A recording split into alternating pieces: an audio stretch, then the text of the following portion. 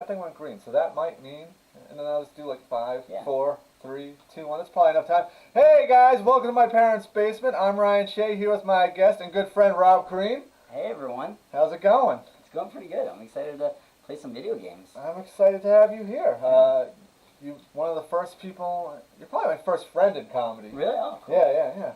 Because like I said in the post earlier today, I attribute you being responsible for me continuing comedy. Yeah. Which Well, I appreciate that. I don't know if you know that or not. Yeah, I don't know if I can fully take credit, but if it's true, I appreciate it. Well, I had done my first open mic, Mhm. and then your roommate Nick. What is Nick's last name? Nick Majori. Yes, haven't seen him forever. Me so either. Yeah. I don't even know if he's still in the city. Yeah, I have He no was in idea. Rosendale for a long time, but I don't know if he's still there. Weird. Yeah. He was Great guy though. yeah, he was in Smoker Fire, hot band. Yeah. Formerly Jericho. Yeah. Oh, love that record.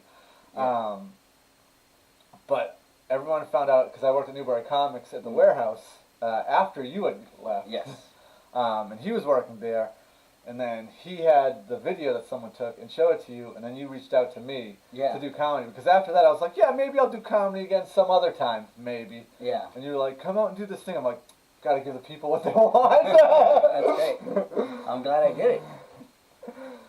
And yeah, I did it, and I think the fact that also after that, the second open mic I ever did was the Middle East, and you booked me immediately after my second open mic Oh, at the really? Gas. Yeah. Cool. You were hammered. I wasn't good. You were so drunk. It was a real sad prom date situation. Like you were drunk, I was there. Like Yeah. it was. Yeah, I used to drink a lot.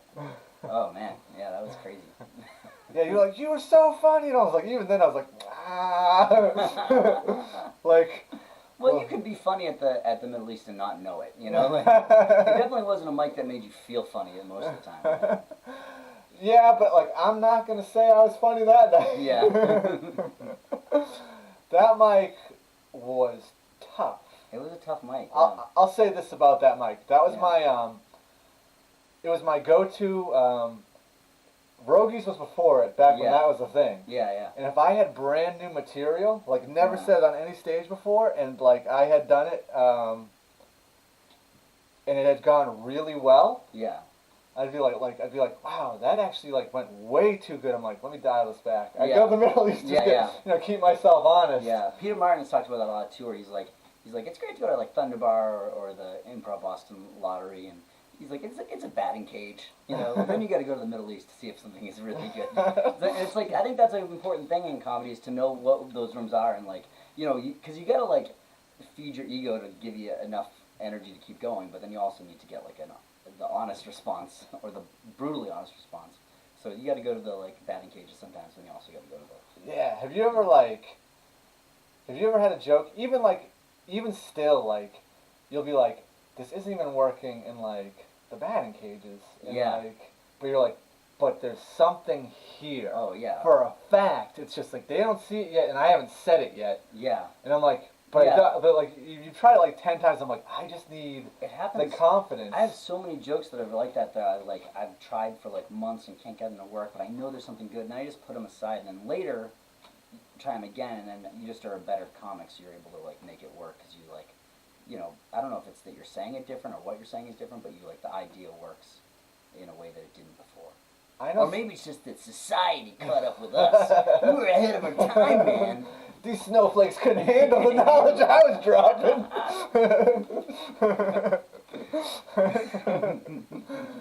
Yeah, I feel like sometimes I'm just like, I feel like I'm just not saying it with the confidence I need. Yeah, that's part of it. And like legitimately, sometimes I'll do a show like Sean Clark's the Battle Royale show. Yeah. When you get the 10-minute feature spot. Yeah. Usually I'll be like, all right, this thing's about like 2 minutes long, so I've got to surround it with 4 minutes of just good material. So the audience trusts you. Yeah. Yeah, and that's part of it too, is just the audience. There's certain like things like that. Like if the audience trusts you enough, you can get away with almost anything. Or like sometimes there's like the worst thing is like when you riff something and it kills, and then you're like, I got a new thing, and then you try it, and without the magic of the energy of it being riffed, it doesn't work, and you're like, but I know it worked that one time. But like, sometimes it's just the audience responding to watching you like come up with something on the spot. You know. Do you have any fake riffs that work every time? Yes, so many. I have a joke now where I do an impression of a comic, and I start the joke off by saying, Is it Richard Danielson? yeah. I say, so I start the joke off by saying, cats, do you know cats? And then the audience is like, laughs at what a dumb question that is, and then I kind of like, I'm like, oh, yeah, what a dumb question.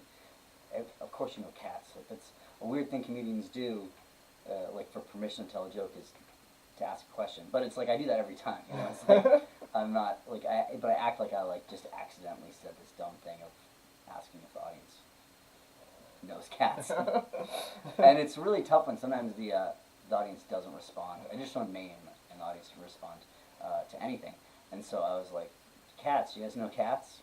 What a silly question. Like with nothing from them. And then so they just were like, yeah, it is a silly question. Why are you still talking about it? I actually had to explain it to a friend that I'm like, because they were like, oh man, you should have seen this guy on the spot. He was killing it. I'm like, he might have been. Yeah. Or he might have said that a million times before. And they're like, what do you mean? And I was Yeah. like, there are some times where people just have these things and they're locked and loaded because the situation's happened before. Yeah. And then, like, now the situation's happened before, you can not only, like, say it again, but you've also written more to it where, like, I wish I said this, now you're Yeah. like, I've got it. Oh, And, man. like... One of my favorite, this isn't exactly the same thing, but sometimes someone will, like, say something that is, like, leads into your next thing in a way that makes it seem... I was hosting for Neil Brennan, so it was, like, kind of a big deal show, and I have the joke that I'm sure you know, where I say, Thin Lizzy's second most famous Irish rock band. It was a big drop off from 1 to 2, and then someone in the audience just shouted out, cranberries, which is like what I was gonna say next anyways, but because they shouted out, I was just like, cranberries, and then the rest of the like 10-year-old written joke just all of a sudden sounds like a this riff. hammer. Like, Yeah. And they're like, what a genius, but... I remember I tell the joke about badminton, Mm-hmm. in which, by the way, that joke bombed for so long. Yeah, the badminton Really? one. I remember the first time you told it at the nightcap, and it did really well. But then That was you the did first other time times. that I was like, I've got confidence in it now. Yeah, and then you did it other times, and it was like you couldn't get the magic back for a minute, but then eventually you figured it out. Well, that was another thing too, where I was like, there is a weird line of angry that I have to figure out what's too angry and what's too like. Yeah. Well, I mean, like I think the important thing about that is that like you can be as angry as you want as the girl, as long as like you in the story can be as angry as you want at the girl, as long as you, the comedian on the stage, realizes that you're wrong. You know? Yeah. So it's like you from the past can be as dumb as possible, but you in the future needs to have some like Has to be very real about it. You can't just be like, and then I was wicked right about the situation. Yeah. And that one is tough too because it's like the way it's like a misdirect where you just keep getting angrier and angrier, and then and like you just play it angry all the way through, and until you're like, when you finally reveal that you're like, everything that I just did was dumb. It's a really fun like turn on it. I just remember I was telling that joke once, and when I go through how like I spelled badminton, a girl in the crowd finished how I spelled it, and I just immediately turn and go, "Was it you?" And like the place was like, "Oh, this is the best guy in the world!" And I was like, "Yeah, I wish that would happen every time." And I try to say it even more slowly just to force it on people, and it never happens. Oh, yeah. It's happened that one time. It was like magic. There was one time. So I do this joke that you've probably heard, where I say popular Hollywood actor Owen Wilson like 10 times. Yeah. And when I say Owen Wilson, I sweep my arm like this, so it's like Owen Wilson. And there's like, it's like popular Hollywood actor Owen Wilson, and so it's like there's a real rhythm to it, and there's visual cues, and it's only happened once, but one time the whole audience just started saying it with me, and it was like amazing. And I keep hoping it'll happen again. Were they doing like almost the reverse wave when they were saying it? Because I would love that. I think some people were doing the like physical stuff, but like the whole audience was saying popular Hollywood actor, because it was like I would say popular, and then the whole audience would say Hollywood actor Owen Wilson. Also, like I think as a host, I think like intros are kind of stupid. It doesn't really matter what you say as long as the energy is high. Yeah. And so like a lot of times people from New York will come in and be like, "Can you tell them what I write for some website I've never heard of?" And I'm like, yeah, I can say that. I don't know why you think that that's going to be... Can you tell them I was in a festival? I'm like, oh yeah, this audience is going to be real psyched about your festival credit. But I host these, I teach these classes and then I do a showcase. And so really at the showcases, there's nothing to say about anyone. Like I would have to just be like, first person's first show. Like every single person's their first show. So like I just basically say the same thing over and over again, which is like, this next comic is so funny, you're gonna love him. Please welcome to the stage. And I think sometimes there's some variation in specifically what I say.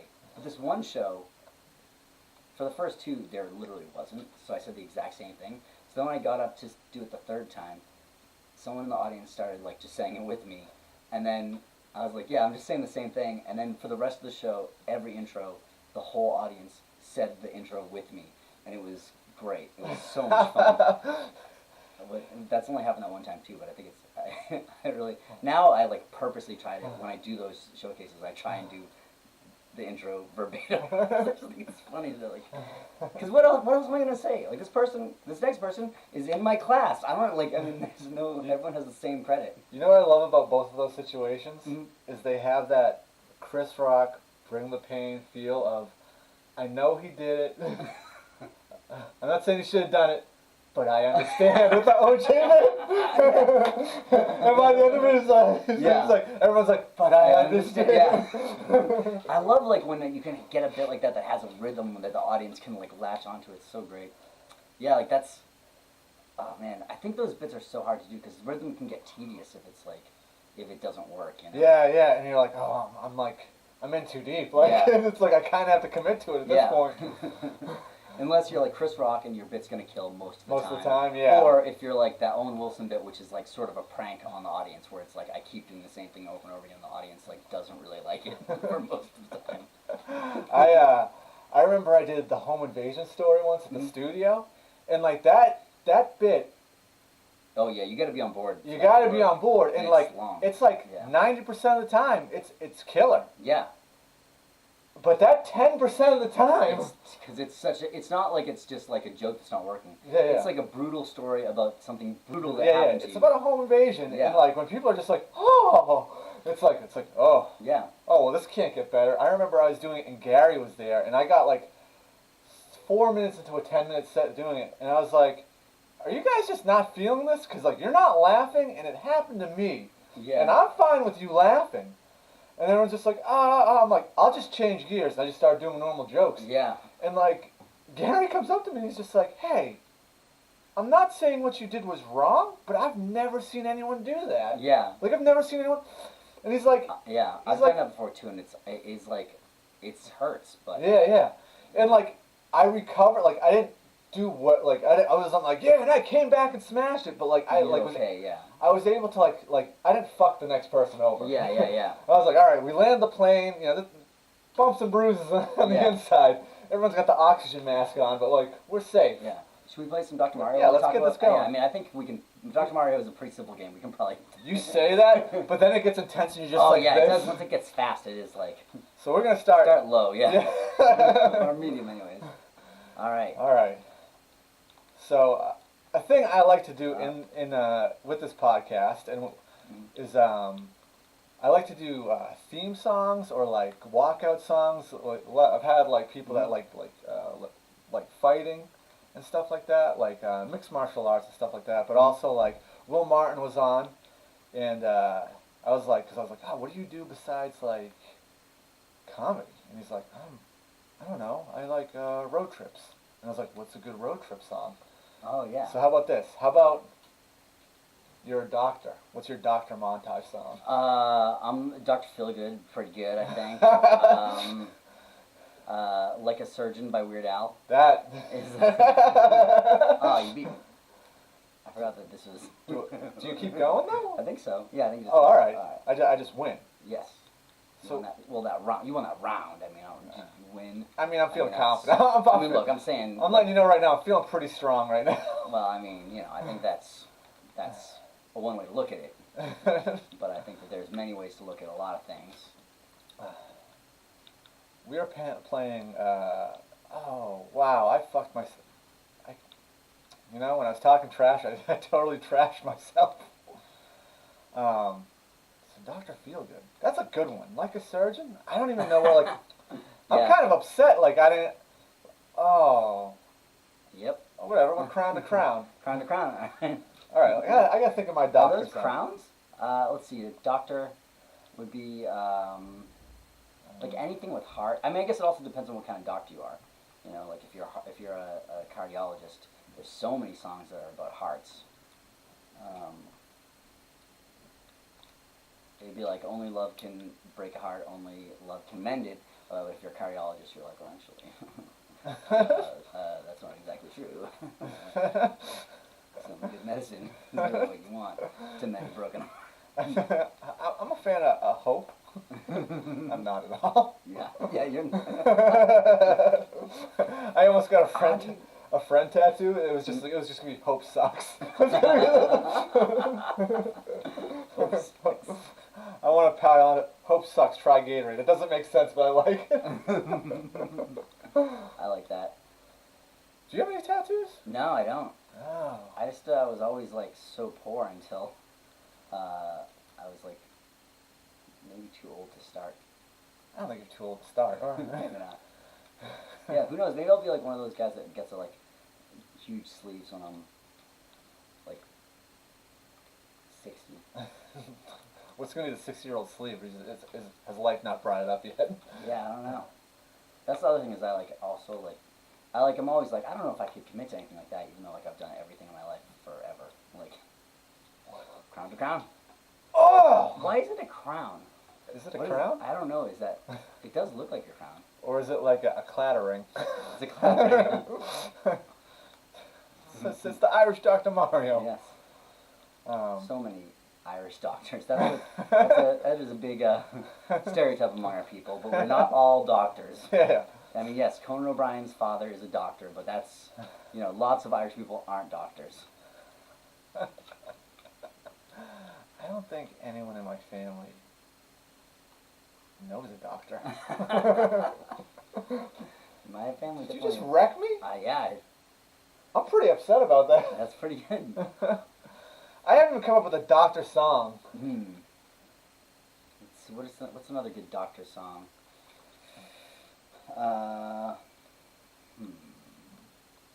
Yeah, bring up the virus.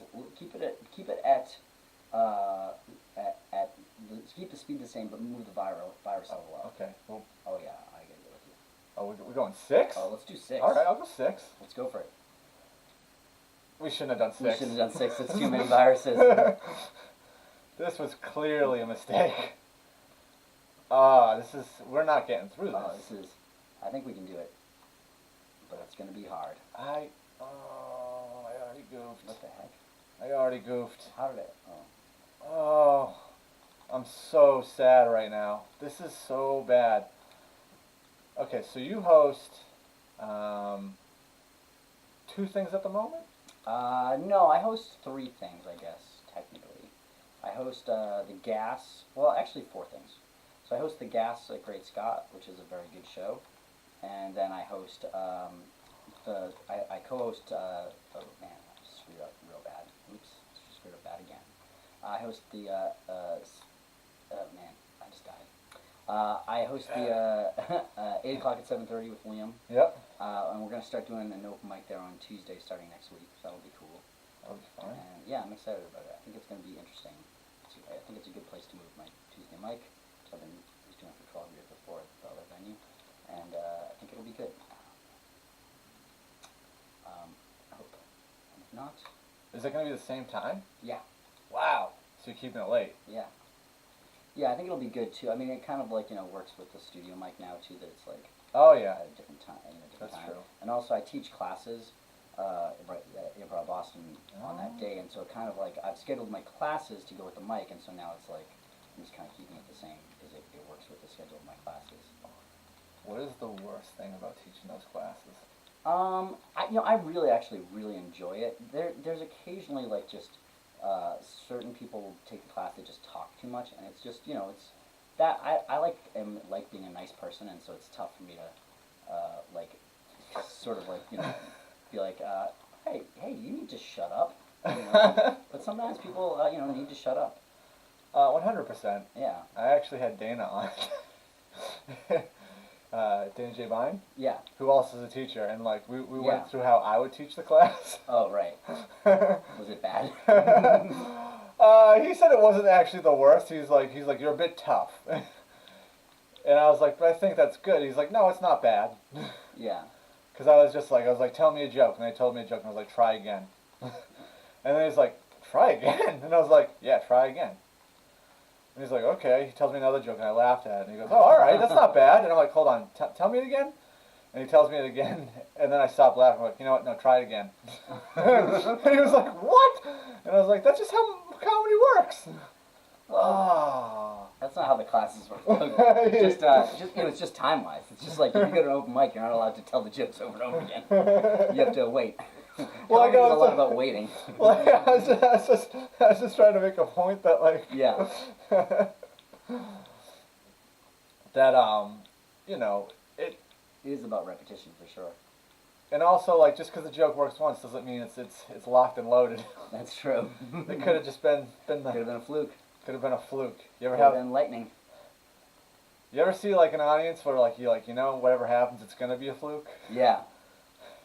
and it's like kind of heartbreaking because you see someone crush that you're just like, Oh man. that's not.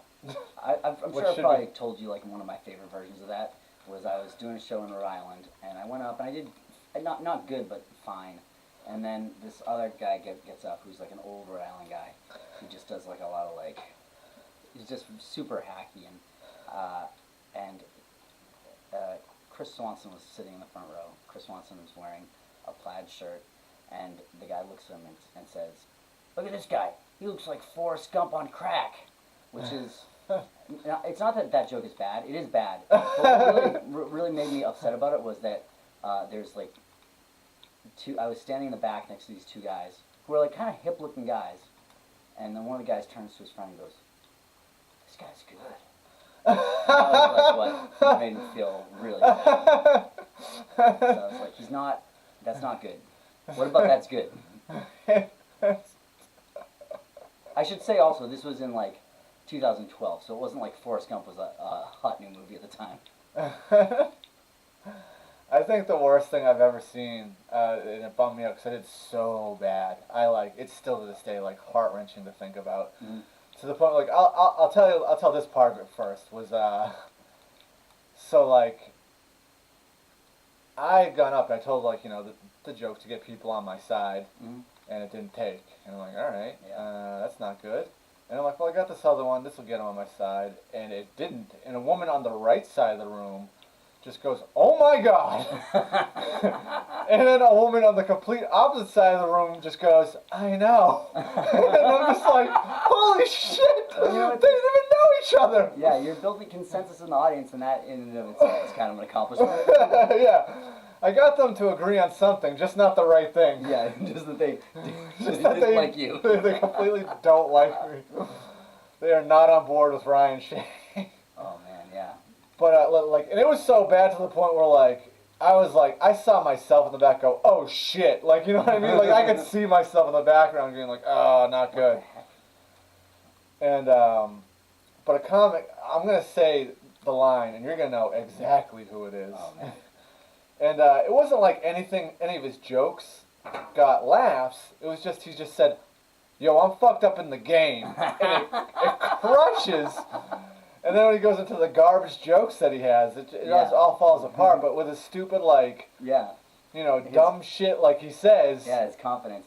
Also, I will say he's gotten kind of funny lately. I really have been actually kind of enjoying him. I'm gonna be totally honest. I can't back that. Fair enough. Just because, Just because of that experience. No. You know about the story about, like, I was probably, like, 6 months into comedy. Yeah. And I was at Grandma's basement, rest in peace. Yeah. And I wasn't on the show, I was just hanging out. And so after the show, some girl comes up to me and goes, "Hey, you were really funny." And I'm like, "I wasn't on the show." And she goes, "No, I saw you at the Gas last night." And I'm like, and she's a cute girl. I'm like, "Oh my God, it's happening." Like, Yeah. The dream. This is comedy. This is what I've been waiting for the whole time. And, oh no. Oh man. We're crowned a crown again. This is some good competition. I know, it's very steady. Yes. I don't like that we picked 6 things though. Yeah. I'm very still huge mistake that we made. I like it. I think it's good. I'm feeling pretty confident in the 6 things choice. I don't. I'm gonna knock you down a notch. Oh, not with that move. So as the girl's talking to me, comic, I almost said his name, Yeah. comes up to me, and is like, Ryan, you're really doing it. You're getting out there. Everyone's saying how funny you are. He's like, you're really killing it out there, and he just keeps on like complimenting me for like 5 minutes to the point where the girl's just trying to talk to me, but she's like, oh, this is getting awkward, and she just leaves. Oh man. The second she leaves, he goes, I'm just kidding, yo, you're offensive, and just walks away and chases the girl, and goes, yo, I do comedy. That's so like funny. ever since then, and like I told Lamont that story, and he's like, yo, fuck him up. Like he's like, that's so fucked up. Look, that is the funniest thing that comic has ever done. I mean, you got to give him some. No, that is hilarious. It's not hilarious. It's so fucked up. It's so fucked up. It's not. I'm not saying it's right. I'm saying it's funny. It's so shitty. It's so shitty. But that is hilarious. Especially the added thing of being like, yeah, he didn't have to tell you you're offensive. No, but it was very important to him to make sure that point got across. Yeah, that's really funny. It's so fucked up. That is really, really funny. It sucks so bad, and I'm so salty about it. Yeah, I get that. But I will say the best part about that whole thing was later that year, or maybe it was the next year, the Women Comedy Festival happened, and Love the festival. yeah, and so it was when Nick Palm hosted the Rosebud. Mm-hmm. Oh yeah. And That guy. yeah, he's the best. I miss him. Yeah. I hung out with him a little bit in New York when I was going there a lot. But That's awesome. I was talking to Taylor Conley when he came back because they're in the same band together. no, cool. And he's like, oh, he is just such a troll. And I'm like, dude. I'm like, he used to troll the audience. And I'm like, you have no idea. And I was like, have you ever heard his, like, small island off of Nantucket thing? Yeah. And he was just like, what? And like, I was like, I couldn't remember all of them, but I told him like 2 or 3 of them. Yeah. To get him like on board with the whole, like I don't want to burn, even though he doesn't do comedy anymore, I'm not gonna burn his joke. Oh man. But I told Taylor Conley it, and like he did a spit take when I came to the punchline. Yeah. Cause he's like, he wrote that, and I'm like, yeah, and he used to punish the audience. Oh man. Like he would do like 6 or 7 of those awful things up front before. Like I remember one time, some dude at the gas I thought was gonna fight him. And then, like, the second he got to that punchline, the dude started laughing hysterically. I was like, he got to the point where he was breaking people, and it was brilliant. And I loved it. Oh, man, I'm about to die here. Oh, I'm dead. But the best part about that situation was, there was, oh, yes! All right, what do you think? Should we do this, play something else, or play this? Why don't we get Mario in? Let's get Mario in. Or Mario 3 in. Because technically we're playing Mario. Yes, we're all Mario night so far.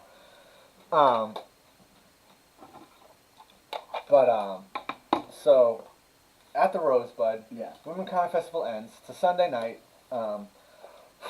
Also, this is the hot move, just so everyone knows. If you got Nintendo at home, you go T-shirt over. That way the spit doesn't get inside the game. And this will work. Probably not first try. Yeah. Does the blowing into it actually work, or is that? I think it's just habit. Yeah. I think it's almost like I have to put my left shoe on first. Yeah. Oh, really? Yeah. So I think at this point, like I'm like my mom might die if I don't blow on this Nintendo game.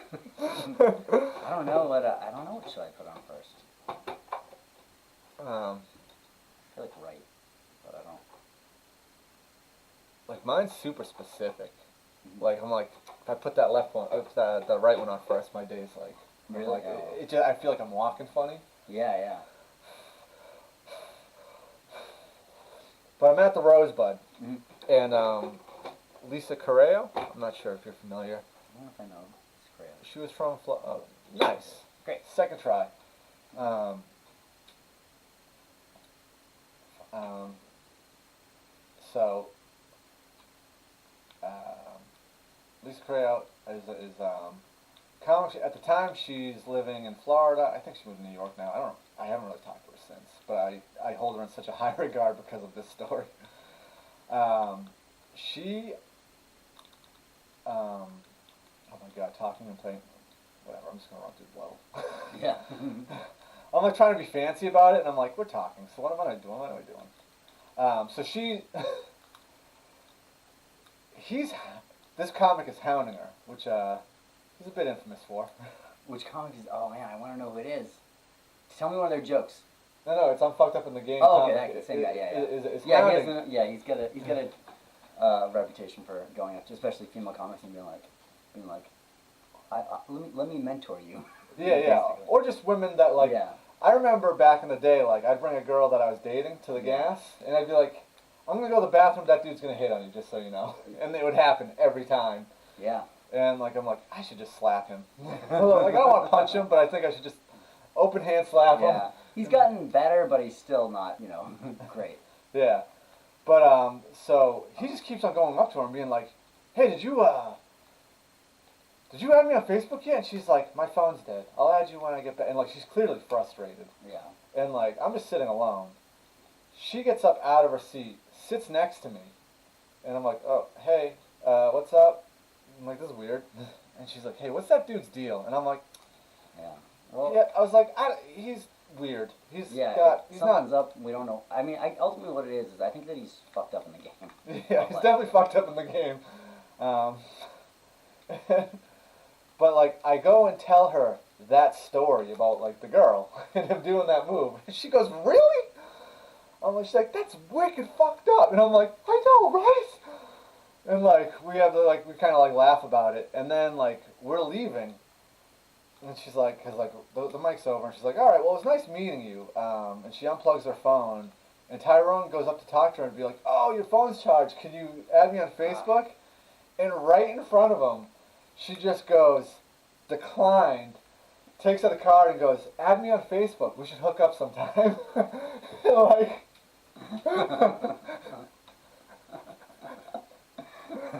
like, I was just like, That's "You are 100% the best person I've ever met," just based on the fact that you totally just were a bitch to him to stick up for a dude you just met. Yeah. There was no reason for you to do that other than like, "Oh, you were nice to me." Yeah.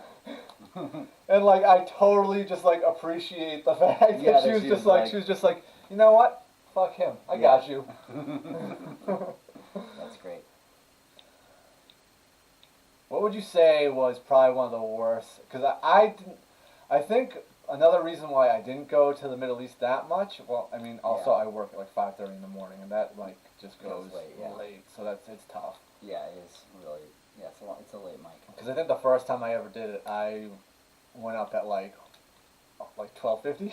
Yeah. And but I also remember being like frustrated because there used to be a kid there that like you'd call him on stage and you'd start from the bathrooms and then run full speed into the stage and then knock everything on the mic down, on the stage down. And I was like, if this kid keeps doing this, if it's who I'm thinking of, I don't know. He's the one person that we ever actually banned. Really? Yeah, we banned him for specifically for threatening to kill Matt Kona in front of a cop.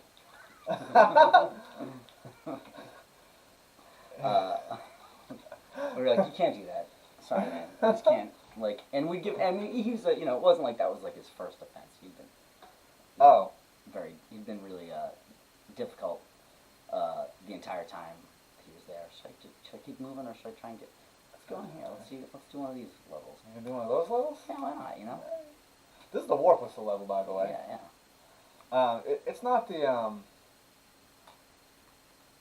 it's not I don't want to say names.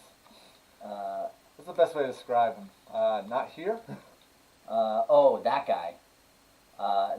Threatened Rick Jenkins guy. Yeah. No, that guy. Oh man. That guy threatened Andrew Durso on stage once, which was so crazy. It was great because it's like it was the Middle East, so it's like Durso sitting there watching him, like really politely watching this guy's terrible set, and like, you know, just being polite, and then sitting there surrounded by nothing but his friends, 'Cause it's like the Middle East, and that Mike was, Durso was one of the princes of that Mike, and so, and then this guy from the stage just was like, "What are you looking at?" And Durso was just like, "What?" Like he didn't realize that he was talking to him, because why would you guess that? And so he's like, "Are you?" And when he realizes he's talking, like he's surrounded by friends, he's totally safe. But the guy, and he just was like, "You're threatening me here?"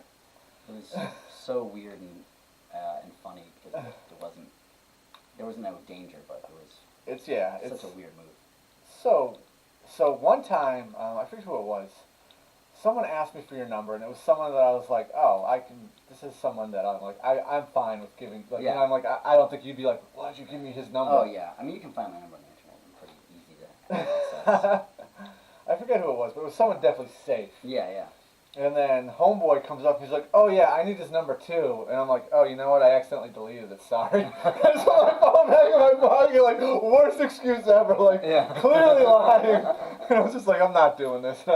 And like after saying that, I told like after telling him, I'm like, "I deleted it by accident. Sorry." I turned to the kid and just go, I'll tell you when he leaves." And like to make sure he knew I was lying completely. Like I couldn't have been a bigger asshole about it. Yeah, man. There's some characters that you end up meeting.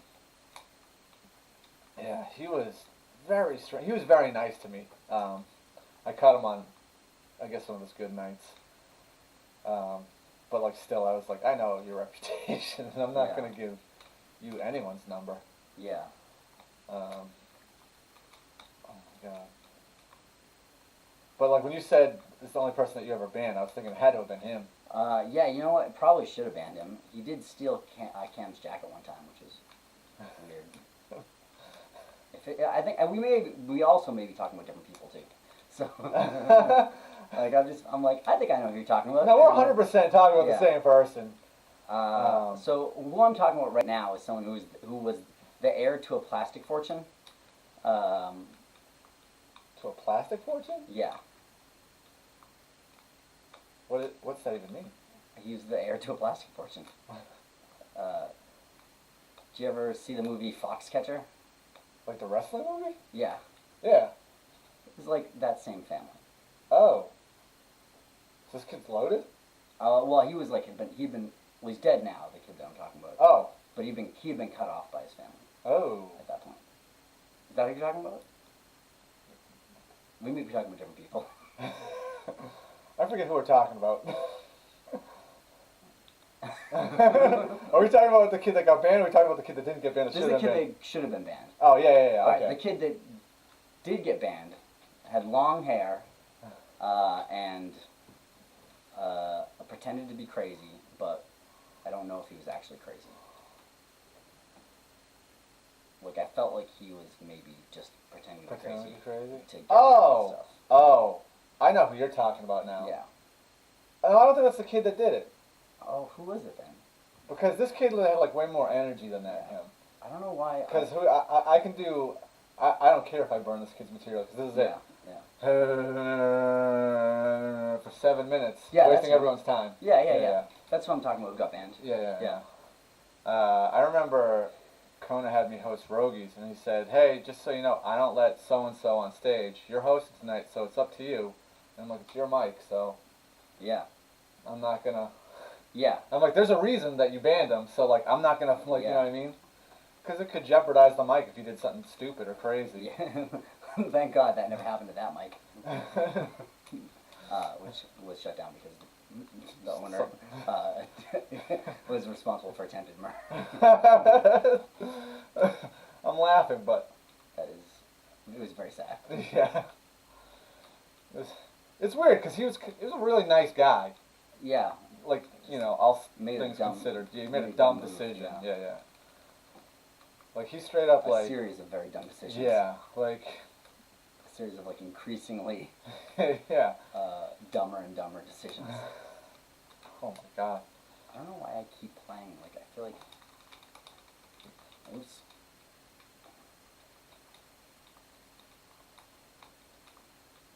Yeah.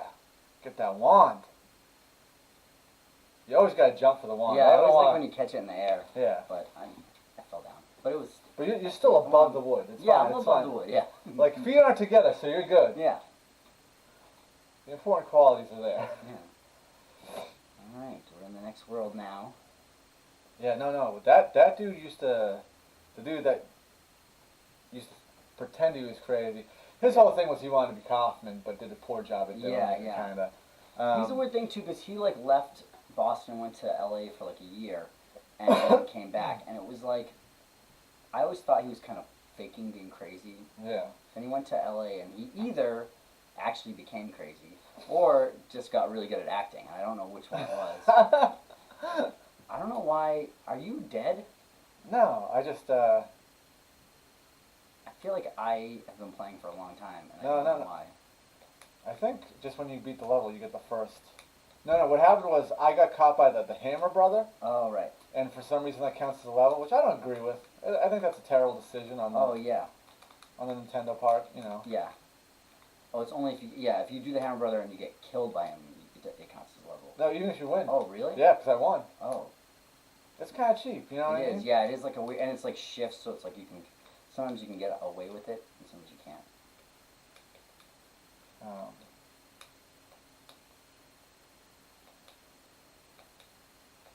But I remember Oh, man. said comic. Yeah. My old roommate that used to live here, her and her boyfriend at the time were like, we're going to come see you tonight at the gas. And I was like, okay, just so you know, there's a serious grenade on this show. Yeah. And they're like, what? What's a Yeah. grenade? And I'm like, it's going to be Yeah. gonna be a nightmare. I And don't really know why I ever booked him. yeah, and I remember like, he'd ask for time sometimes. Yeah. He'd be like, can you throw me up? And you'd be like, no, Zach, there's no time. He's like, come on! Oh, fuck, I said his name. You don't know his last I name. think you said the other guy's name too. I think you said Tyrone's name earlier. Well, that's my name, you just did. Yeah, but now it's been enough time that it's hard to say like which guy we're talking about at this point. Can we go into this? I feel like you go into this. I feel like you come out of that. You come out of it.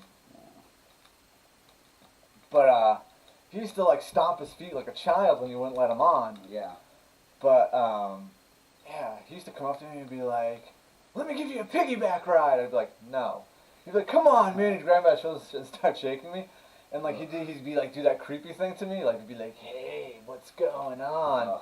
And I literally would have to get like super like stern with him and be like, "Yo, dude, Yeah. you need to not touch me right now." Yeah. Like, I'm like, you're gonna like set me off, and like no one's ever set me off in comedy before, but like, There was that one guy that you slapped in the face. who did I slap in the face? He's a big bully. Oh no, I just punched him. Oh, you punched him? In the stomach. In the stomach, okay. Yeah, and it's because he punched me in the stomach. Yeah. And like, He thought he got away with a lot from a lot of people.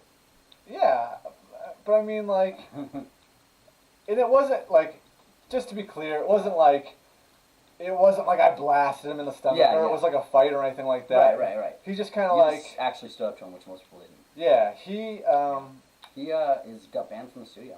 did he? Mhm. Recently? Yeah. Because of the thing? Because of what thing? Because of I'm gonna die getting this extra life, which is gonna be very ironic. Yeah. It's like now you have to get it. Yeah. This is so demoralizing. Can I sink? All right, Yeah. good.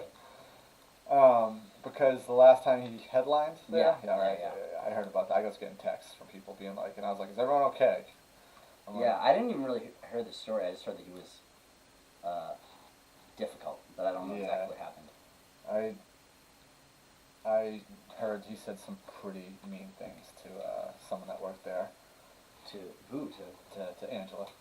Really? Yeah. Yeah. I mean, And why? Oh yeah, it's so weird. yeah, so she hit me up and was like, "Hey, this is what's going on right now." And I was like, "Oh God, are you okay?" She's like, "I'm fine." I'm like, "Is Sasha okay?" Yeah. And she was like, "Yeah, she's fine." And I'm like, "All right, cool." Jeez, man. Yeah. But like no one's ever seen me like snap. Oh, yeah, like, yeah. You know what I mean? And, Oh, like, right. No, I don't feel like you snapped. I just think you just stood up to him, which I think that most Yeah. people are too afraid to do. Cause he always And has like a I lot of said, power. it wasn't like a thing where like there was any like real like animosity or anger in either Yeah. of the punches, but it was just one of those things where like He thought he could just do whatever he wanted, and you were like, no, Yeah. you can't. uh, Oh man, it was that's ironic. It's like I was trying to get a feather that I didn't need because I already. you're had already feather hooked power. up. Oh man. What's wrong with me? But yeah, it was at the studio on the second floor, and I was yawning while someone was telling a story, and he got upset that I was yawning, so he sucker punched me in the gut, and then I didn't even grab my gut, I just immediately just went pop right back, and he just went no, you can't do that, and I'm like, I can do whatever the fuck I want, Yeah, like you're allowed to punch someone if they punch you. Oh, you got two. I think you got two things you can do now. there are two things I can do. Yeah, we got this guy, and you got the Oh yeah. the flip over. I need two cards. I'll give you the other one. I don't want to be a thief. Okay. Oh, I used to have the Nintendo Power that told you where everything was. Oh, really? There was like three different ones, And you like, can tell by like. you could tell by the look. Look, I still got it. I still got it. Watch this one, and then right up here. Ah. Do I get 2 tries, or I just Yeah, you get 2 tries. I get 3? I think you just get 2. That sucks. All right, I'll leave that one for you. I'm not going. I don't want to get that hammer, bro. That's a bad level. That's Yeah. a bad level right there. Yeah. Next time, if you get a Hammer Brother next time, I'll do a classic Mario. A classic Mario? Yeah. What's that? So you know how like when you complete a level it says L or M on it? If you go and click on that, then you can play a round of classic Mario Brothers. Really? Yeah. Like, Oh. like not Super Mario Brothers, But like, the pipes. yeah, pipes. Wow. Yeah. I had no idea that was a thing. Let's just do it right now. All right. Whoa! Yeah, it's pretty cool. This is awesome.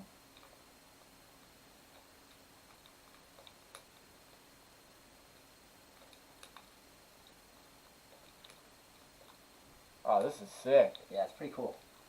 It's a fun little like. I've had this game since it came out, and I Oh. ruined it. Oh. It's fun. We can do it. You can do it anytime. Oh, wait. So I didn't even lose my turn for that. So we can just keep doing that. Should I do a Hammer Brother or should I do? Oh, don't do a ham. I mean, unless you want like some secret prize. Yeah, I'm gonna just do Warble. A little bit more fun. Also, I'm little too. I think the closest I've ever come to actually physically. There's been 2 times I've come close to physically hurting someone in front of a comedian. Mm-hmm. And neither of the people I was going to hurt were comedians. Actually, no, there's 3. I remember one time.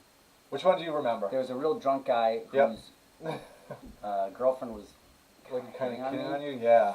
and which is kind of weird. Just such a weird thing. I've been trying to like talk about like being like I've been trying to talk about sex on stage lately, which is like an interesting thing for me because it's and there's a new line that I've been saying where I'm like I'm sexy and like maybe a couple people in the audience see it and everyone else you will never see it. It's like cilantro. It's like either you get it or you're like that guy looks like soap to me. And but so it's weird to talk about like people being attracted to me because it doesn't make sense to most people, but it does happen. But I'm right there with you. yeah. Well, you're like you're tall and you're a little more traditionally handsome than me maybe.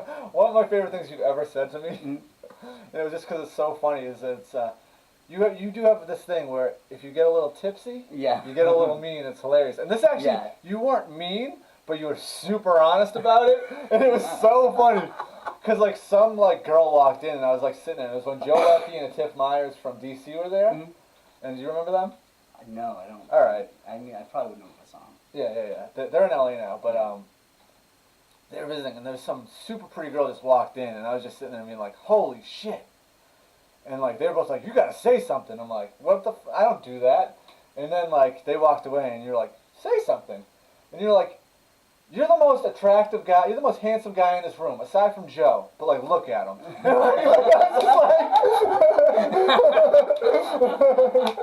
And it was like, you weren't being a dick, you were just being like honest. And it was just so fucking. Yeah. Well, that's like a classic way to get someone to take a compliment to you is to like, you know, like make it a little backhanded. You know, 'cause if I was like, you're the most attractive guy in this room, you'd be like, no. But if I'm like, you're the most attractive guy in this room except for Joe, you're like, oh, okay. You know? Like it was just so like, it was like so honest. It was like, I was like, thanks. I think. Like, it was like, I was like, I don't know if this is a compliment or fucked up yet. I'm like, I'll get back to you on thank you or not.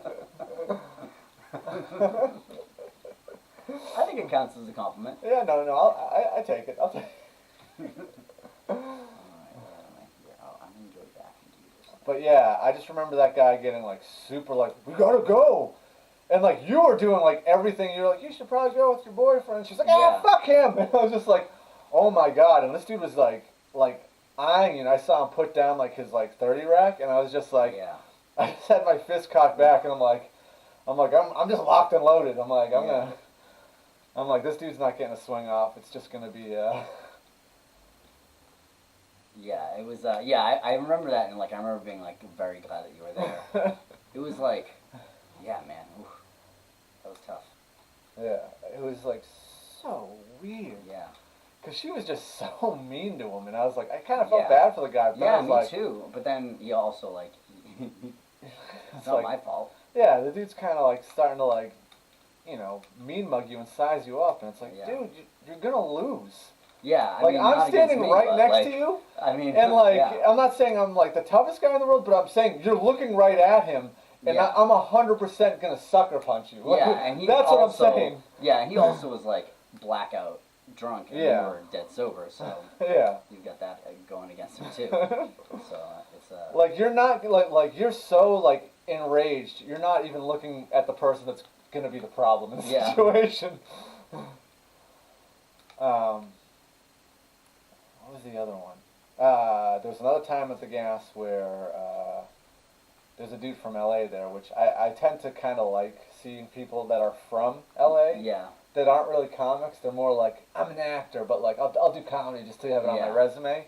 yeah. But they'll come to Massachusetts and just have their heart broken because they'll just be like acting on stage and terribly, and people be like, what the fuck is going on? Well, and also, yeah, there's just people from New York and LA too. Just like come to Boston. They're like, this little podunk town. I'm so lucky to have a real Los Angeles comedian in the house. And it's like, you're an open micer. You're just because you're from a town that's slightly more expensive, and only slightly more expensive than Boston. It doesn't mean that you're like any better than any of these other like comedians. Like, you know, you're not going to be one of the best comics on the show, and you are probably going to be. I mean, you're probably just, you know, you don't have any TV credits. You're not. Just living in LA or New York doesn't make you. Yeah, better. It just makes you someone who is probably going to blow up away. Yeah. Yeah. Yeah. And this kid, boy, did he eat shit. Oh man. And he was just like, and then the thing blows up, and really acting it out, and just Yeah. everyone's just like, fuck this, like. There's like those, like I think it's so great to. I took a shit worse than that kid took a shit on stage. That life. I think like, you know, I like to do lots of stuff on stage. I like to sing and like do voices and stuff like that. And I like to act. You know, I like to do I like to make it a show. You know, but like there's nothing worse than like someone like making a bit to showcase like skill that they have, where the bit is not worth it's like not worth the skill. You know. Yeah. When I was in LA visiting Gary, I saw this one comic who did this bit where he was like, you know, what though dating's a lot easier now than it was back in Shakespeare days. And he says, back in Shakespeare days, and what does that mean? You know, like I don't know. Do you mean like the time where Shakespeare lived, or the times that you were writing about? Like I don't know. But he's like, you know, like Romeo would have to go up to Juliet, and be like, and then he just did like a soliloquy. Like he didn't. It wasn't like it wasn't a play on a soliloquy. It wasn't a parody. It was just like he just did some Shakespeare. He just did Shakespeare like, and that was the joke, was that he was doing Shakespeare. But clearly it's not a joke. It's him like hoping that there's an agent in the audience that's going to see him and be like, wow, this guy, not only is he funny, he can do Shakespeare, you know? Yeah, he can remember his lines. Let me get Kenneth Branagh on this phone. But this, oh, dude. I'm getting fucking wrecked in this game. You know what's funny? You were like, oh, I haven't played video games in forever. I'm really not that good at them. And I'm like, just good at these games. These are the games that I'm good at. But these are the games that I can keep up with. And Yeah. like, you're wrecking me. And this isn't like a versus game. I'm just getting smoked. It's Like, I got no things in my queue. oh, really? Well, that's just a matter of. And I think I got like 2 guys. All right, let's see. I need 5. But, what was I saying? Oh yeah, this kid gets up on stage and he just like does everything, and then he just goes, yeah, you guys were fucking terrible, and then just spikes the mic off the Oh, I remember that. And I just remember being like, you're like, yeah, he's at the nightcap, and I'm like, oh really? And like, I was like, I think I'm gonna just wait around the corner at the nightcap and just like roll him. Yeah, man, that was like a thing for a while where people thought doing a mic drop was like an acceptable thing to do. It wasn't even a mic drop, it was a slam, because he Yeah. was just so upset, like that, like he. It sucked, yeah. Yeah, and I was like, dude, what? Like, Nothing I hate more than blaming the audience. And even if sometimes it's the audience's fault too, but you still don't blame them. No. Like to their face, you know. Yeah. You can get off stage and be like, they sucked. But also, it's like no matter how bad the audience is, there's usually a way to win them if you just. You know. Yeah, you gotta figure it out. Yeah. And I mean, there is like 99% of the time there's a way to win them, and that 1% that there's not, you still have to assume there is, you know, because like why else, you know. Like there has to be a way. Yeah. There's always a way. Yeah, like.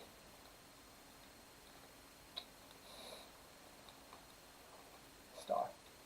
Yeah. Call my shot. Star. I don't know how to get, like, I feel like if you hit it, there's a way to hit it right to get a star every time, but I can't figure out how to hit it right to get anything else every time. And still the star you don't get them sometimes. It's you gotta go full speed and then you gotta jump. Jump, right, at the exact moment. Yeah. But you want star. Like, you don't want the other Yeah, ones. and because the star is the 5 out if you Yeah. get all 3.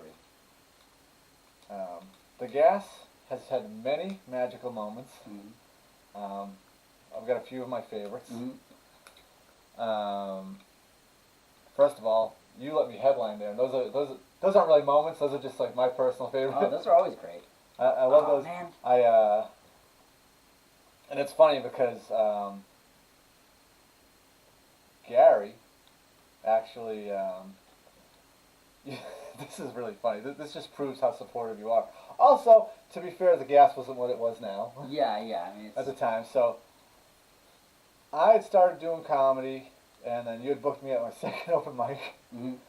and so I was doing comedy in like May, and then I think the first gas I did was in June, and then that following October, Sean Carter headlined the gas.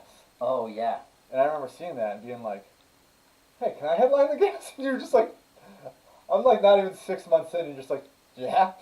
Yeah. You can totally do that. I felt like it would be good because you already, even at that point though, you like had stories. You had like long stories, so I was like, it would be cool to see all those stories together. You know, like Yeah. you had like, you know, you had like a lot of jokes, but then you also had like probably 2 stories that were like 5+ minutes. You know, or like 2 or 3 stories that were, you know, probably close to 10 minutes. And so I knew you'd be able to do like, whatever. I don't know how much time you do, like a half an hour, 40 minutes, whatever. I did 65. 65? Oh wow, that's amazing. Yeah.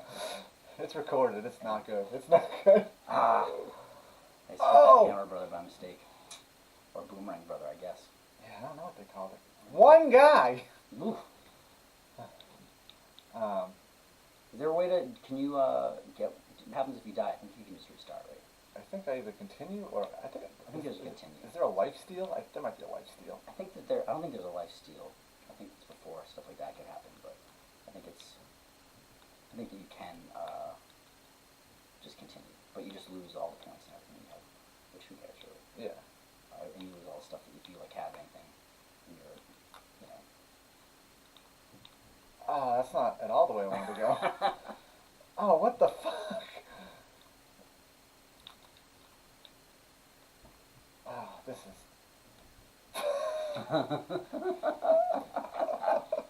I like those guys because they're kind of like, they're sort of like, I don't know, armadillos or something like that, but then they're also like just sort of helmets that walk. I thought they were Like just like that, beetles. Oh, are they beetles? Maybe they're beetles. I don't know. Whatever they are, they're also sort of just helmets that walk. I think that's. Oops. You can go in and out of that? I know. I thought that was a one way. Yeah, I mean, it doesn't. There's no reason for it not to be, I guess. I mean, it kind of, because it's like, what's the point? Yeah. You're going to be like, fuck this, and because that's as far as back as you can go. Yeah. But yeah, I remember you let me do that when I was like 6 months in, and I remember no one ever said it to my face. Yeah. But I know that there was a lot of people talking a lot of shit Oh, about really? that. Yeah. Probably. I know it's funny because some people that you'd expect to talk shit about that were like psyched on it. Yeah. Well, I mean, I don't know. I always think that it's sort of like. Oops. I mean, I think that there's certain things that I would like. The things that I judge people on are like putting out an album too fast or moving to New York or LA too fast, you know. But like I think like doing just doing a half hour is. I mean, why wouldn't you? I mean, especially it's just any opportunity you're given, just take it. Like why would you not take it? Like I don't, and especially like why you be upset at maybe at me for giving people opportunities they don't deserve, but why would you be annoyed at the person who takes the opportunity for taking the opportunity? I mean, it's just like. Yeah. You should take every opportunity that you have. You're not like no, you don't like. You're not going to be like, you know what? I'm actually not the most qualified for this. You should really go with someone else. That makes no sense. Surprisingly, one of the people that supported me doing that, Sean Bedgood. Oh, really? Yeah. That kid's awesome. I love Bedgood. He'd always come up and say, he'd be like, you clowns need to quit, I hate you all. And then he'd always be super cool to me, so I'm like, we're good. Yeah. Oh, man. Just killed myself. Oh, well. I swear I can steal lives. I don't know. Oh, you know what? I think it is maybe. You know what I think? Maybe the original Mario game is how you steal lives. So if you play Mario, if you win, I think you get one of my lives. Okay. I think that might be true. Let's check it out. Oh, there's that thing? I don't want to deal with that thing.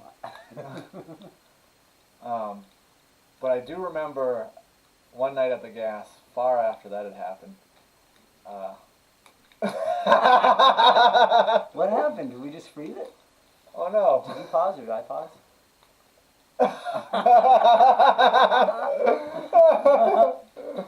What happened? I will say this. Mm-hmm. When I got this game back, I believe it's haunted. Mm-hmm. Because I started playing and I was like, oh, Mario 3 is awesome.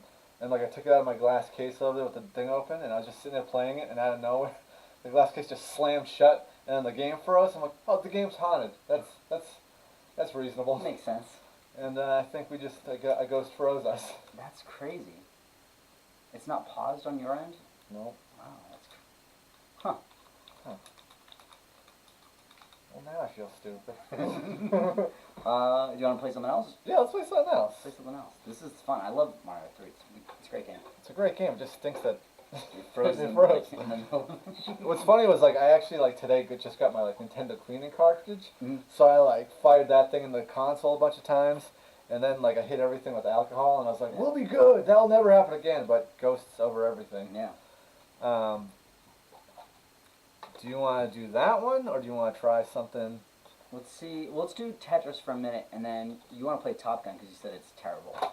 Yeah, but that's like a 2-second game. Like we'll each get a like we are not. All Playing right. Well, let's do Top Gun now, and then we'll close out with Tetris. All right, that sounds good. That sounds good. All right. So this is the Top Gun challenge. Yeah.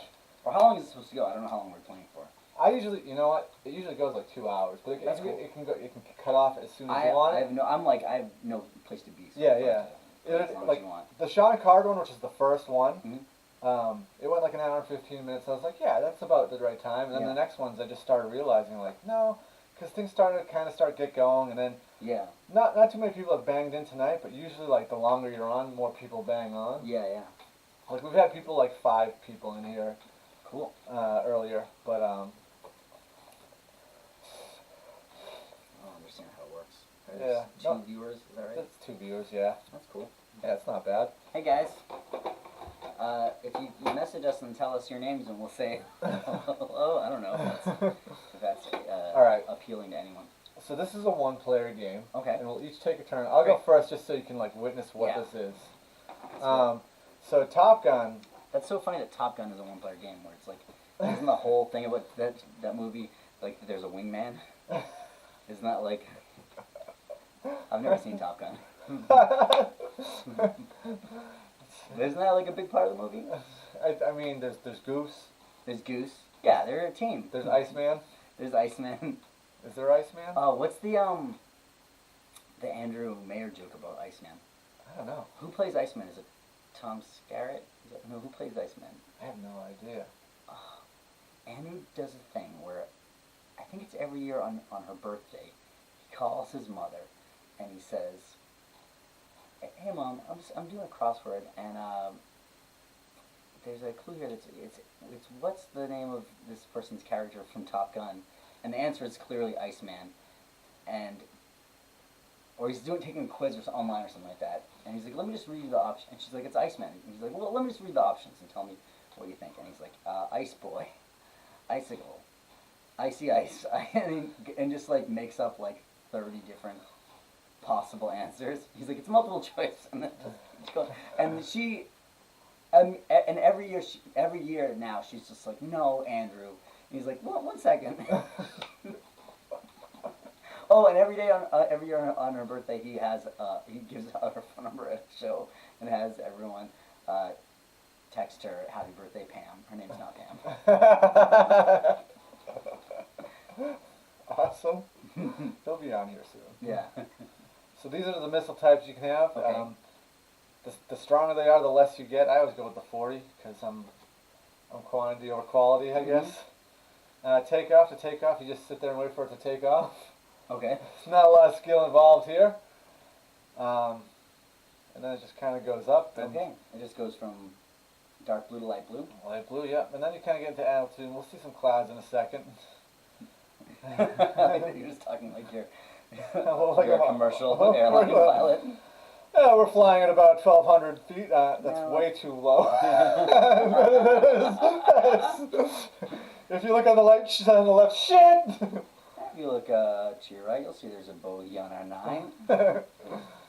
So A is just your regular shooting button. B is like your lock-on missiles. Mm-hmm.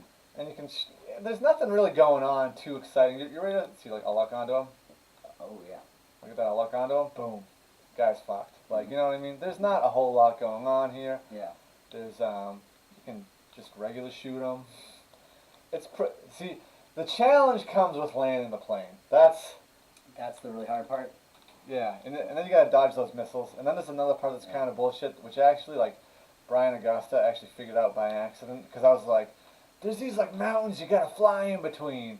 And I always crash into them, even though I'm directly in between them. And he goes, no, that's someone's radar. You're just, all you're doing is staying in the middle of the radar. You want to fly outside of that. And I was like, oh. So the whole time, I was lining myself to get shot. Yeah. So, like, Brian's like is like the most. I'm see, probably here's the like, thing. So, like, you gotta stay like way outside of this thing, and then like, oh right. and then yeah, see, I'm good. Yeah. Brian like gets like probably more commercials than any comedian in Boston. I probably am like second, I guess. I mean, second or third probably. He was telling me I should step up my commercial game. You should do it. Why not? It's good money. I should. Yeah, I mean it's. You go through Boston Casting for that? I've never gone through Boston Casting. I just need to like get in with them but it's just they have to, you know, it's like I don't know how to do it. I gotta figure it out. You just have to sign up for the profile on the thing. There's a I have free one that, and but there's a paid, the paid free one. thing is like completely useless. Oh, really? Yeah. Also, I don't want to do extra work, and I think a lot of what they do is extra work. So, but I just like I need to if I can get people there to know who I am, like they'll see that I've booked a lot of stuff, and they'll probably start calling me for like good stuff. But Yeah, I used to know a girl that worked there, and I didn't take advantage of that. yeah, I really should. There's a couple times they've had like meet and greets that I like. One of them I was like planning to go to, and then I got it like the date wrong and I missed it, but like, because I feel like if I can get in front of them and talk to them, I think they'll start actually calling me in for stuff. So what's gonna end up happening soon is You have to land? you're gonna see Vegas on the left, Oh, okay. and Really? this game is you have to land on an aircraft carrier. Oh, right. And it's like, oh, slow down, speed up, more left, more right. And how do you slow down? Is it the... It's the pointing the nose down. Like if you point the nose, if you hit up, it like slows you down by pointing the nose down. Mm-hmm. And then you gotta line yourself up with like the white lines on the ship, which is fine. But like for some reason, you either come short, you blast way past the ship, or you crash straight into the ship. You don't land the ship. Yeah. Or on the ship. See, I gotta line myself up here, left. I don't think I need to see now. How do you speed down? Is speed down pointing forward or pointing back? Yeah, because I'm pointing up, and that's slowing me down. Yeah. And then I'm just gonna get this. I'm gonna speed. No, I'm gonna go faster because I think they're wrong. No, now I got speed way down. Oh boy. Oh boy. Oh boy. No, I think I'm good. I think I'm doing good. I think I'm doing good. You might get it this time. Oh, is this gonna be my day? Oh my God, I'm gonna look so cool. You're gonna think I'm the coolest person in the world if I get this. Like there's no. Oh no. Speed up. That's too much. Oh no. This is bad news. No, I'm not making it. I'm not making it. Oh! Oh! Oh!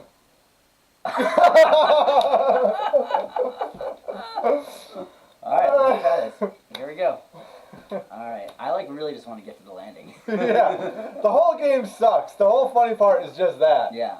Alright, so I guess I'm going to go with the hound. Why not? Alright. Yeah. Okay. So takeoff, you just... Yeah, you just wait till it does its own thing. Yeah. It's Alright.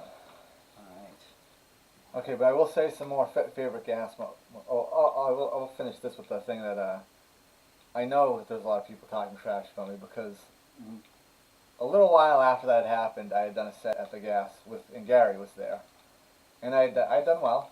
Oh, watch out for that bomb! Oh, you can't get hit 3 times, or you don't make it to the thing. Oh no! All right. We'll get you there regardless. We're not gonna have you not try to land the plane. Why do you have more guys than I had? Also, those are weird looking guys. Those are weird guys. I think it's just this is the next level, right? No, oh, is it the next level? Oh, hold on, let's... Oh, no, it's fine. I'm doing this. But then you don't land the plane. Oh, it doesn't matter. It's gonna matter. I want you to land the plane. Oh. That's the whole thing.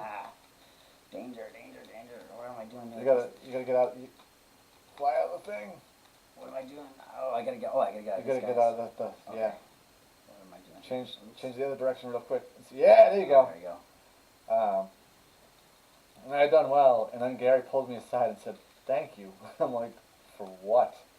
And he goes, "Back when you headlined the gas, everyone was talking shit about you." He's like, not everyone, but a good amount of people were saying how you weren't funny, you'd be gone in like a couple months, you didn't deserve this, blah blah blah blah blah, all of the garbage. Yeah. And he goes, "Now you just proved them all wrong."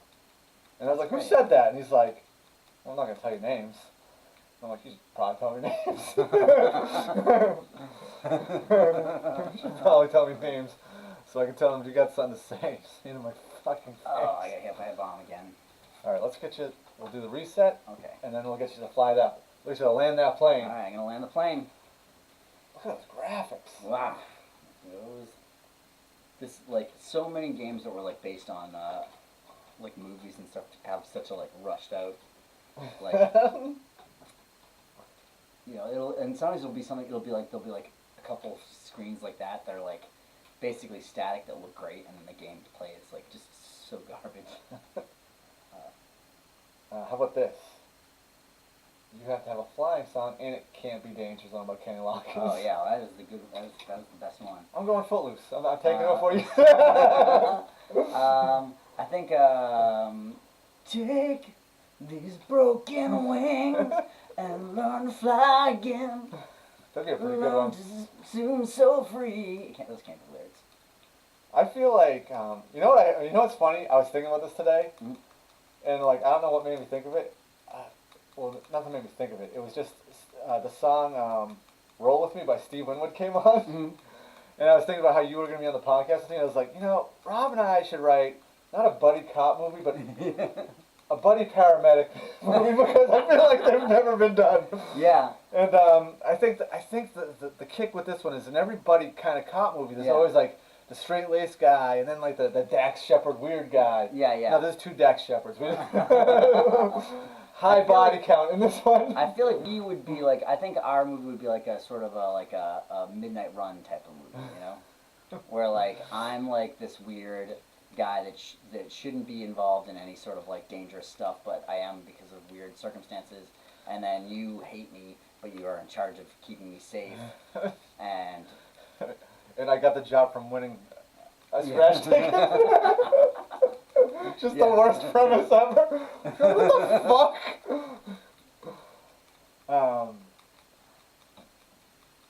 But I was just thinking, just like the stupid shenanigans that would be happening in this thing, where like we'd be like warming up the paddles because like the power went out in our apartment, and we just hook those up to the TV because the game's on. Just thinking like the dumbest shit to like. There was, do you know Matt Dan? Matt Dan was a guy. Used to be an improviser around here who did like a show that was like he was a paramedic, and he bought like an ambulance and like did a web series that was about paramedics, and it was, I feel like he didn't quite get it, but it was like there were good moments in it. Really? Yeah.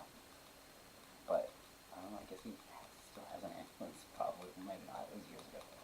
You should probably utilize Yeah. him if he's got one. Yeah. Well, he moved to LA, so I wonder if he's. I mean, I think he was like had it set up. I think it just was like his vehicle too. And when he had it like, like it looked enough like a real ambulance so that they could shoot in it, but I think he could pull stuff off it so it looked just like a vehicle when he wasn't. What am I doing? Oh man, couldn't get out of the danger zone. It's alright. Pretty. Highway to the danger zone. That song starts off sick. Yeah, it does. That was the intro for my ex-girlfriend's show. To landing sequence. I'm landing. All right, here we go. But think about how sick of a montage scene we'd have with Steve Winwood's Roll with Me. I think that's good. Yeah. I wanted to write the movie based around that song. I'd read the lyrics and be like, we could have probably things that have to do with these lyrics. I'm not sure what they are, but... Am I supposed to be doing anything with the landing sequence? Okay, so I guess speed it's going to tell you speed down. Oh, you so can see the Crean. Yes, okay, so. Left. Oh, you're way too... Oh, you want to line yourself up. Okay. Eventually you're going to see like the lines of the ship, and you want this to be lined up in the thing. Oh, you're going way too slow. Am I speeding up? Yeah. Up. You want to go to the left. Up. What's it? Left. Up. Oh, left. Line this square up with the thing, and that's it. It keeps saying up though.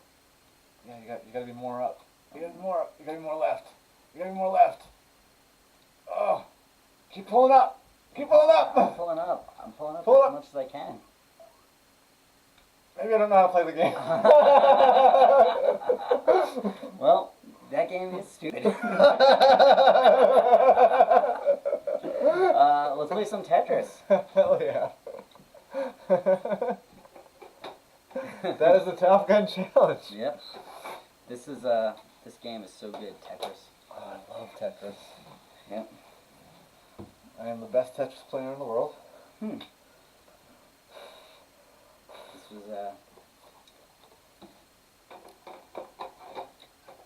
when they came out with this game, we should have known that we had to be wary of the Russians and their Oh, look at that. their amazing ability with Well, let me electronics. take player 1 because if I'm player 2 and I'm looking at this one, Yeah, it's gonna be. I'm never gonna. Oh no. Alright. Game type A or B. But is this 2-player? I don't know. I'm starting to feel like it's not. It might not be. Level. Okay, hold on.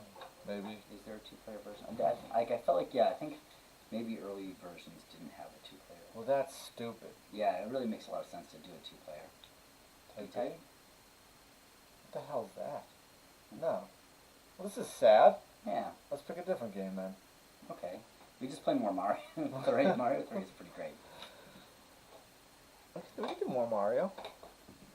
Yeah. Or well, one of these other games that are. I'm up for whatever. I've never played this one. It just looked cool. Let's try it. Smash TV. Yeah, like Yeah, that let's looks do cool. Yeah. I think it's a Good TV. graphics. I think it's a TV show where you kill everyone. Yeah, you should hold the image of the up to the screen. Oh yeah, yeah. It's a sick. Good image. I know that this game was for Super Nintendo. I didn't. What's it say? La Fontaine. Fontaine. Yeah. Wow. I bought this at Replay in Austin, Cool. like before you came over. Because I was like, I hear this is a sick game, and it's gotta be like if Tetris is $5 and this is $8. Well, it's just maybe just a more rare game too. 'Cause that doesn't necessarily mean it's good.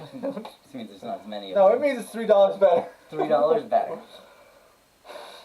Yeah, I saw a lot of like records on the internet, and it's definitely like not the best records that are worth the most. It's the ones that are like the weirdest and you can't find anywhere. Look at that. What was your highest selling record? I can't think what. I think I sold the Melvin's 3-disc like thing for like I think like I don't know a few $100s. I sold a Nine Inch Nails double LP for $100. But I think one of the most expensive things I ever sold was I bought a big picture book of the band Sublime. I paid 50 cents for it and I sold it for like I think $3.60. What? It was crazy. People like Sublime for some reason. Did you ever like Sublime? I was never a Sublime person. Like when those songs came out, I didn't like hate them. I've grown to hate them. Yeah, I've grown to hate them. I like But them. yeah, I thought they were fine. I never was into. I never bought the album or anything like that. I did. I was a huge Sublime Oh, fan. really? I was a huge ska fan. I liked some ska, but I was never like a big ska guy. Like I still love the Boss Stones, and All right. I love the Specials, and a couple. I just like the, really good things from that genre. What's your favorite Boston song? My favorite Boss Stones song. Oh man, there's so many good ones. For the record, Devil's Night Out, flawless record front Yeah. to back. I like Where Did We Go a lot. That's a good one. That was like the first song I really liked, so I like that because of that. 2-player, 2 controllers. Yeah, I don't understand what 4 controllers means, so I guess we should go 2 players. 2 controllers. This is like a game show? Oh, this is great. This is so weird. This is awful. Where'd you go? Shut the clock when I got home and realized I was alone. Something. Wondering where Yeah. did you go? I like songs like that have a lot of lyrics. Where did you go? Oh, what am I doing here? Oh, I died already. Me too. I cannot understand this gameplay. Oh, I got it. I got it. I got it. I got it. Oh no. Oh no. Oh no. Oh no. Oh no. Oh no. Oh no. Oh no. Oh no. I'm gonna let you take care of those guys because this is wicked hard. I can't. Well, This is so for hard. some reason, I can't figure out how to turn around. You just gotta point in the direction that Oh, you yeah. want to go, and then that's the direction you shoot. There's too many guys. Too many guys. This game is the worst. This is way too hard. I kind of like it. I'm more up to it. Oh no, this guy's got me. Oh, he killed me. He really killed me. I think my favorite song. What? I don't know. Yeah, which one? What's your favorite song? How I Was, How I Am. Oh yeah, it's a good song. Yeah. And what's that one song that's on every record? That's got a different title on every record. Where it's like something something and something. It's always like. Oh, it's like Drunks and Children, Yeah. and then Yeah. oh, I got the spread. Don't worry, I got everyone's back. I can't. Sometimes I don't know how to turn around. Like sometimes it seems to work, and then sometimes it doesn't. I'm doing okay. I feel like. See that guy? I just walked backwards into those guys, and I don't understand why that happened. See, I'm shooting. Sometimes, I'm moving backwards and shoot. I'm moving to the right and shooting to the left, and I don't understand how that is. Oh no, I died. So, what? Moving to the right and shooting to the left? Yeah. So it's. That's a weird thing. See, look at this. See, I'm like. Oh yeah. I'm not shooting. I'm shooting not the way that I'm facing, and I don't understand why. That's a weird thing. Cause I'm fine. Like like sometimes I can turn around, but sometimes I can't. And Oh. then it's like I keep getting killed because I can't. Oh, hit A. Hit A. Oh, it's A. Shoot. A will shoot the direction you're going in. Oh, is that what it is? Okay. Are you dead for good? Now. I think so. Can I? Is there a way for me to come back now? How do you come back? I guess I'm dead until you die. Well, I'm not gonna. I feel like that was an unfair disadvantage. Let's see if I can get us king. Well, I just couldn't figure out the controllers. I'll figure it out. I kind of think I got them now. So I think I was hitting B. Okay, So I guess let's give us the better try now. okay, well that's fine. I don't mind waiting for my turn. I don't like the waiting. I like the co-op. Yeah, yeah. All right, so this is let's try 4 controllers. We couldn't figure out 2 controllers. Why not try 4 controllers? This is going to be easily regrettable. Yeah. What if it's like, what if you move the direction of your? What the heck? I can't move at all now. I'm not moving. Wait. No, I was the red guy. I'm dead now. Yeah, I can't move. I can't move either. Wait, what's going on? You're the blue guy, right? Oh no, this.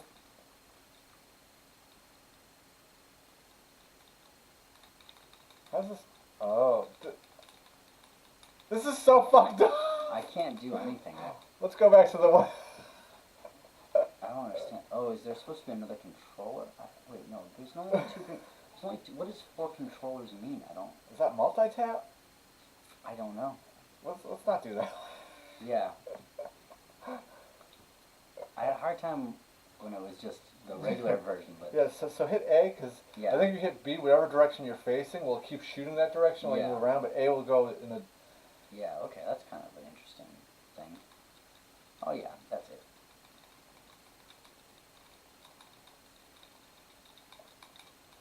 Which is kind of a cool thing because you can then, like... Oh, I'm already dead. How did I do so bad already? I need the gifts. Man, once you, like, they get near you, once they touch you, you're Man. basically dead. I was doing so good last time. How did I get so shitty at it? Like, everything was going fine. Oh. Dude, I'm getting wrecked.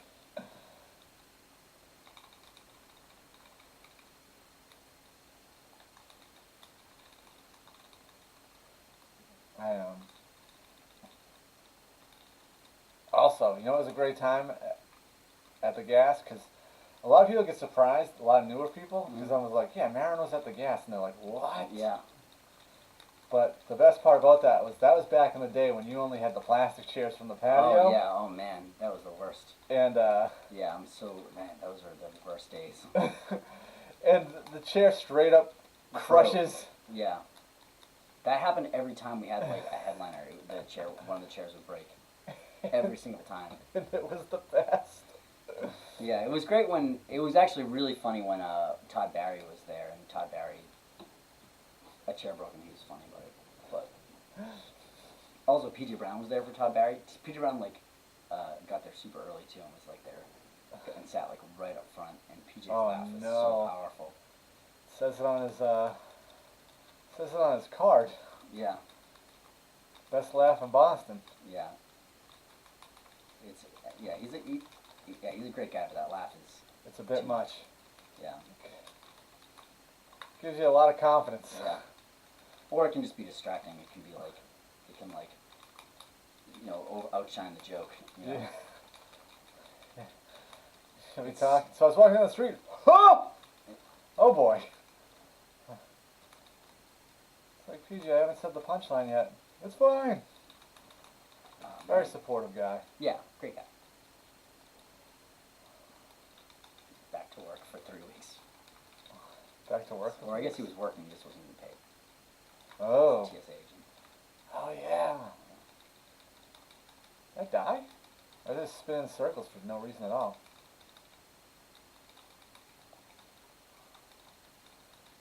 Man, this is like the hardest game I've ever played in my life. It's just, it's weirdly confusing. It's just, the thing that's so annoying is like, it's just the guys, once these guys touch you, Yeah, they you just can't grab move. onto you and they kill you, but it like takes a few seconds, so it's like annoying, because you're just like, I can't do anything. Except for watch myself get beat to death. Like I'm just, You I'm can't- running away from these guys. Once they touch you, they There's too many. There's too Really? many. There's way too many. yeah. There's a lot of dudes. Like these odds are not. Oh God. Just remember if you you can shoot backwards if you hit the B button. Oh, but once they get you, they just beat you to death, and you just have to watch. You just have to watch them beat you to death. Like what's this L? I don't know. See this too. Oh, that was sick. No. They just I think you just come out. And you gotta come out hot like this. yeah.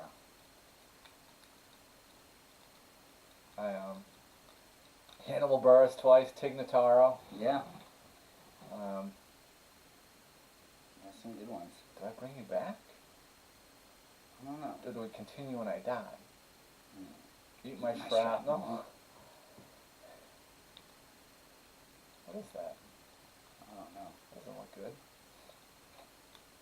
Oh, this is manageable. Okay. Oh, this is super manageable. So far. I died, so it's not that manageable. Alright, now there's you guys. If I get this thing going, so that's fine. That's pretty good. Yeah, this is a good move. Alright, get some shrapnel happening. See, I'm kind of the man right now. I got the grenades going, so that's good. That's good. Get a couple of these things going. Get the L. I don't know what it does. Die. I died. I died. Do we keep going? That's it? I guess so. That game kind of sucks. It's weird. I don't know if I think I just don't understand it yet. Yeah. Want to play another round or do you want to play something else? Your choice. It's already in there. Let's play one more. Figure it out. See if we can. Like, I feel like I get it a little bit better, but still not totally. Definitely not doing fork control. Yeah, I could not understand what that meant at all. Yeah, I've had a lot of good people there over the years. What's been your favorite gas? I mean, it's kind of similar to you. It's always fun to like headline it, you know. Yeah. I always have a good time on those shows. You know, I recorded an album a couple I've times. had to miss the most recent ones every time because like every time it was like, You know, the shows. yeah. Yeah. And I'm just like, damn it. Yeah, that's the thing. It's like so many. It's like as you like get further along in comedy, it's just like your friends who do comedy just are just way more likely to be booked during stuff like that. You know, and also like I think I probably like don't necessarily do the best job of promoting them, so it's like I should be like announcing like months in advance that those are happening, and I always like just do it like a month in advance or something. I mean, I think that's pretty good though, don't you? No? It's okay. I mean, the last one you did for me, you went like crazy. Yeah. I was on like 9 different websites Yeah. to the point where like some girl was just like,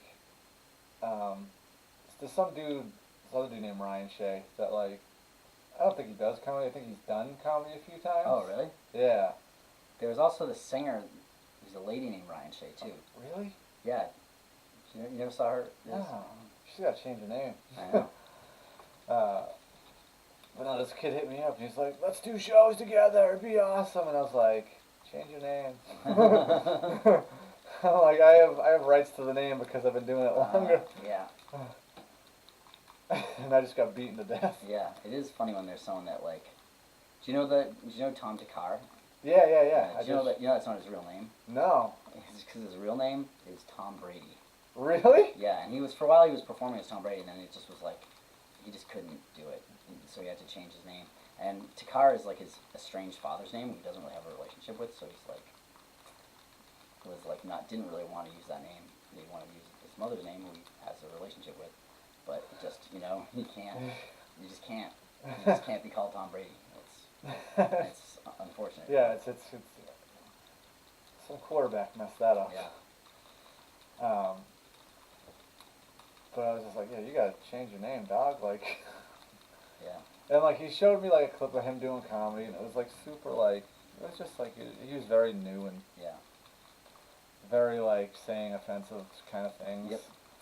But he seemed like a nice kid. But there's some girl that works at like some place in Cambridge that like knows him, Yeah. and she commented because he was super nice. He was like, look, it's like I'm doing a thing, but it's not really me. And Yeah. he promoted it, and then this girl was just like, oh, I see that and get bummed every time that it's not you. And I'm like, thanks. Like, I can totally see that. You want to go up or down? I don't know. What do you think? Let's go down, I guess. Yeah, it's that's a weird thing. Oh, you know who's another person who's got a weird? Do you know? So actually, his brother just died. Bob Einstein just died. But you know, his brother is Albert Brooks. Real name, Albert Einstein, Oh.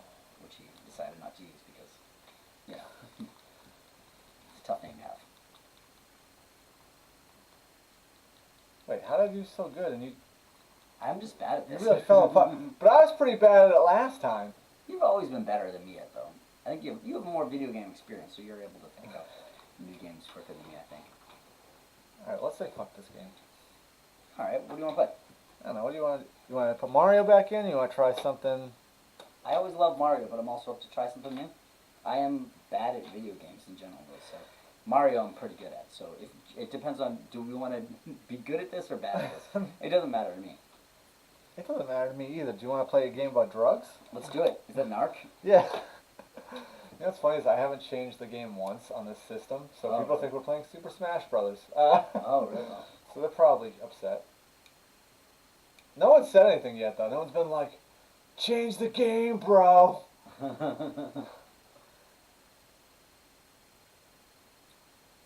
Look, now we're up to date. Yep. We get 3 viewers. That's pretty good. Yeah, they're into it. They're into it. So, I'll show you and then I'll show the cameras this, but like, no one had the guts until now. Just say no. And there's just bullet shots through Narc. This game is exceptionally graphic for a Nintendo game. I'm excited. It's one of my favorite games I played as a kid.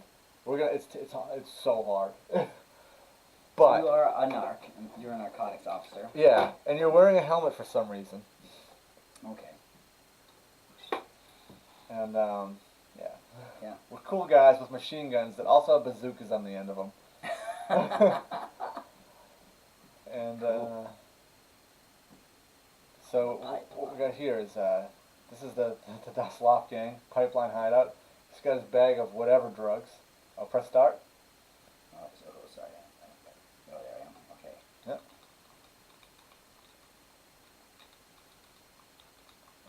Can I shoot you, or is it? Nah, I think it's good. Yeah. And You know, like some games, like there's no way to shoot your partner, but in other games, they make it so you can accidentally mess up and do that. yeah, you can bust guys. Like watch this. Like, dude, busted him. Let's see. No guys dropped drugs yet. A lot of cash, a lot of bullets.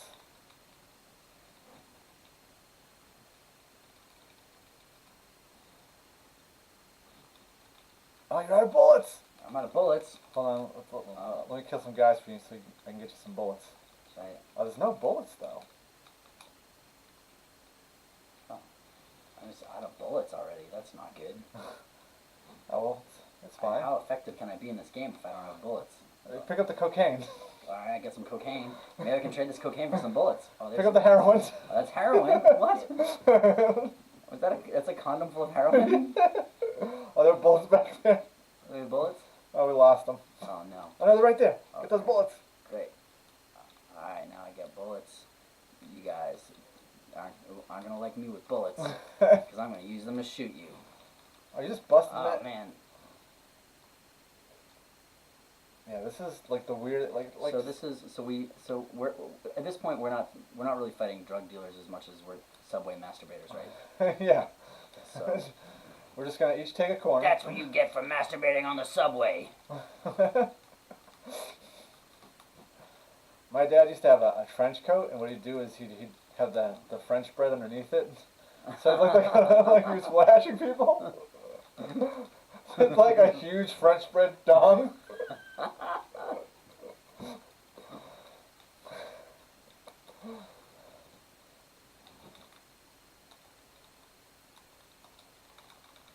Oh, that dog just killed me.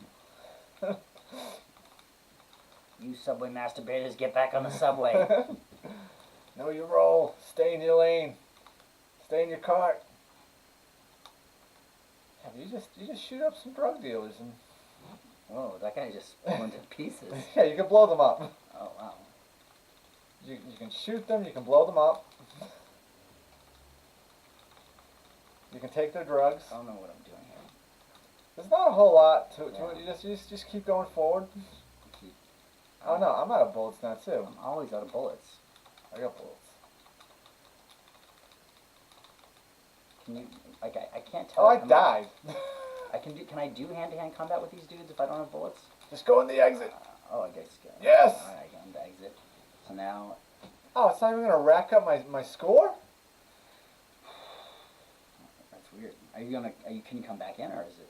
Nah, I think I come back in when we continue. Okay. Well, I'm sure I'm gonna die soon, because I don't have any bullets. No, Well, I have bullets now, I guess. they refilled you. Oh, yeah. Oh, that guy almost hit me with a... That's a missile. That's an H needle. You Oh, don't want that's what that was? Yeah. That's not true. That is such a heroin needle. They're throwing heroin needles at us? Yeah, watch it stick at you. It's not a missile. Like, it'll stick in you. I mean, I guess I don't technically know what it is, but the guy, if you saw him, he was holding up a syringe. Let's see. Can I put mine in? Oh, I gotta put my initials in first, and you know. Mm-hmm. You gotta go classic. Yes. Alright, let's see.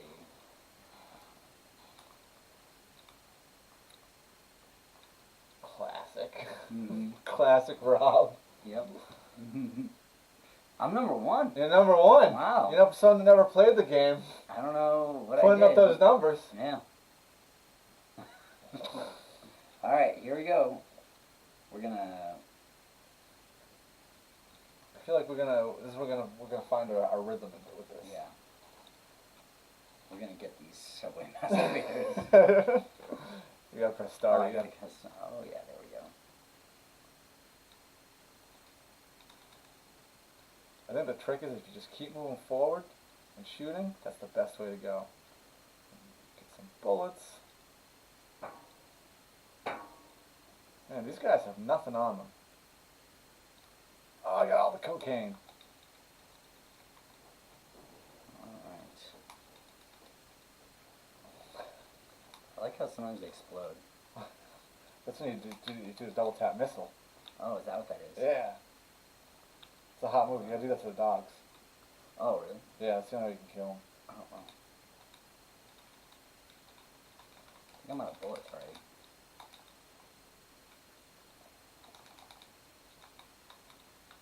Let's see if I can get you some bullets. Oh, okay, so wait, if I... I think I'm out of bullets too. Alright. So I think I'm figuring some stuff out. I double tap that dog, I think. So if I can just go up to this guy and I go... I double tap... I think... Oh, you got bullets. Yeah, oh, do I? Yeah. Oops. Yeah, those bullets. People are trying to commute. They don't want to see your penises. Oh, we're being hosted right now. What's that? I mean, someone else's Twitch is Oh, cool. they like use their Twitch to like stream us. That's cool. Yeah. You subway masturbators. I got us in the thing. Cool. I'm dead, I guess, right? Am I dead? No, you're not I'm dead. Okay. I'm You still dead. you got your Cool. you got your bust. You got your bust. Your good bust. Yeah, we killed so many Louis C.K.s. All right, so watch this guy. Some Louis C.K. They look just like Louis C.K., don't They do. Look, that is 100% a syringe, and they just chuck them at you. Chucks. That is not how. You just got syringed. Drug dealers work. I don't think they use. I loved you in the invention of lying. These are some really crazy drug dealers. Yeah. Yeah, they're legitimately crazy if they're throwing syringes at you. I mean, not only syringes, they're throwing away product. Yeah. That's crazy. Yeah. Well, I mean, like, the product is relatively easy to get. The syringes are the hard part. You know, you need a prescription. No, you don't. Really? I had I just got nuked. I had cauliflower. Oh, right, that's true. Yeah. And it was so weird having to get the syringes. Yeah. And I did not handle it well. You didn't have to get a prescription for them? Though, No. fucking insanity syringes in Yeah. my ears. Well, I was super bad about it because I was like, hey, do you guys have syringes? And they're like, for what? I was like, not drugs. And I was like, wait, ah, shit. Can I start over? My ear? And like, luckily, like, Yeah. oh, we gotta blow up a meth lab now. Oh, cool. I got nothing to blow it up with though. Now these guys have bullets. They got a lot of heroin needles though. So wait, what happens? Okay, I figured. So there's a way like you bust people by they put their arms up and then you just hump them. There you go. Okay.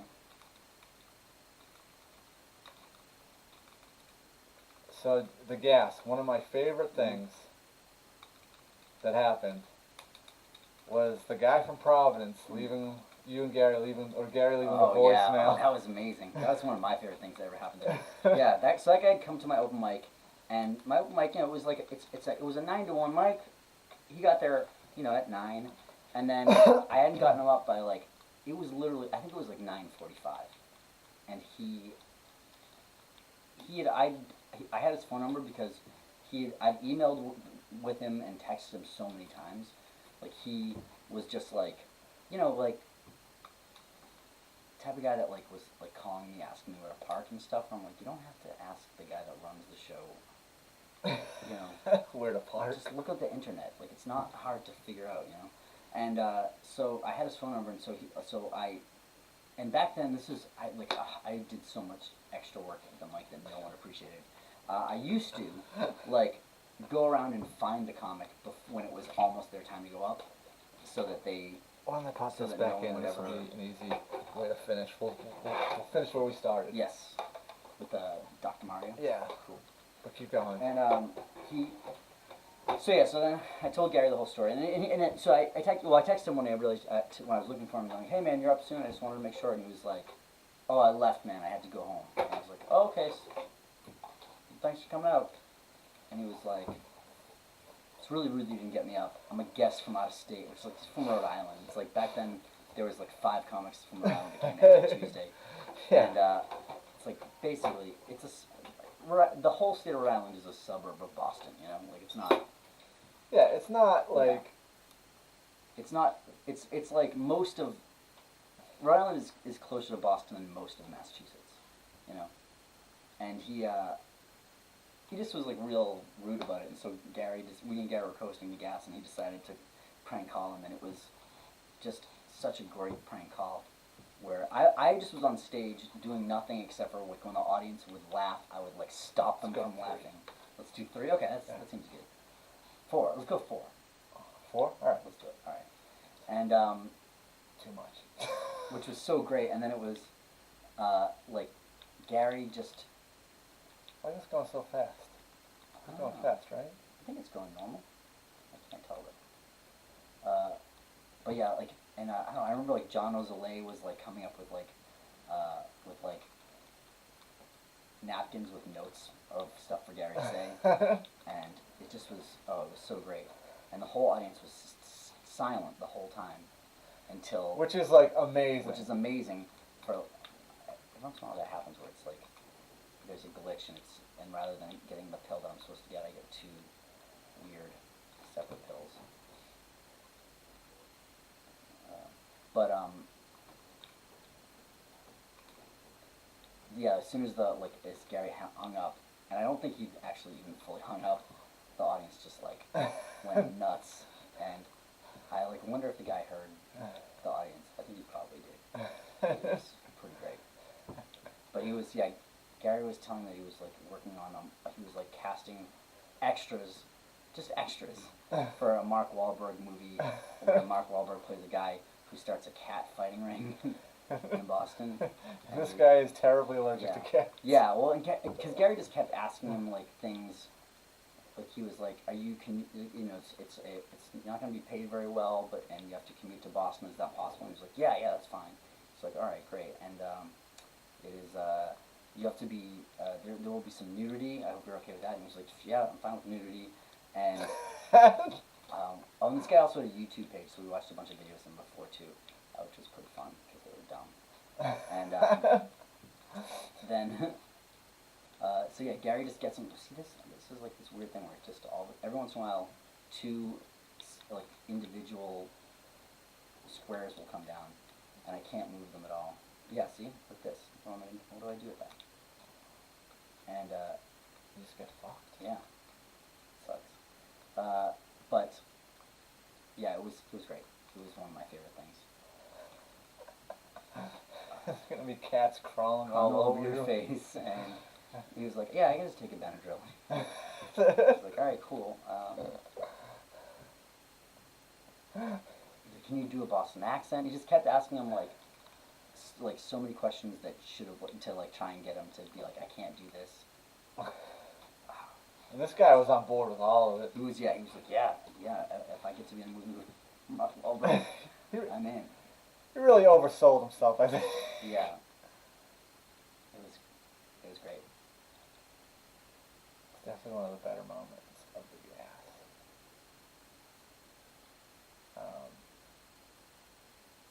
I think what was like another good one. Another more favorite time of mine was this guy came to he was doing a guest spot, and he was a guy who toured with Carlos Mencia. Yeah, right. so, And so all his jokes are stolen. well, yeah, actually. So he showed up and he was like, I talked to this guy outside called the Riddleist, and then he just like told all the Riddleist's riddles Oh, what? on stage, and I was like, I was talking to some other comic who was there, and I was like, should I like make a joke about how, of course, the guy who tours with Mencia, blah blah blah, and he because he had me bringing that up as his credit, So I'm like, are you sure? Yeah. It's not a good credit. Yeah.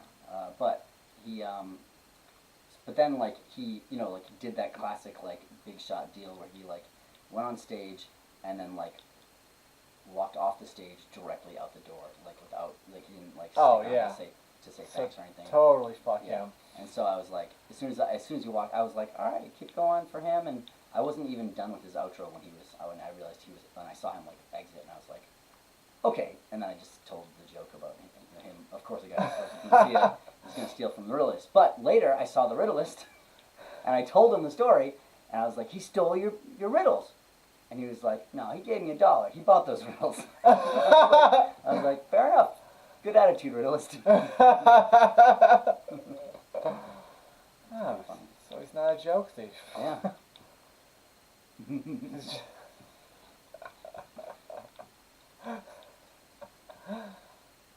Oh.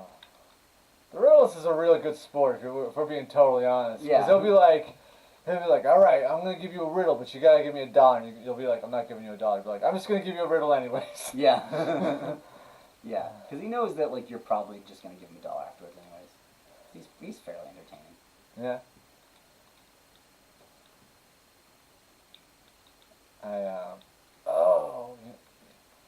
You know what another time one time Gary almost saw me punch someone. Really? Yeah. Gary got in between us.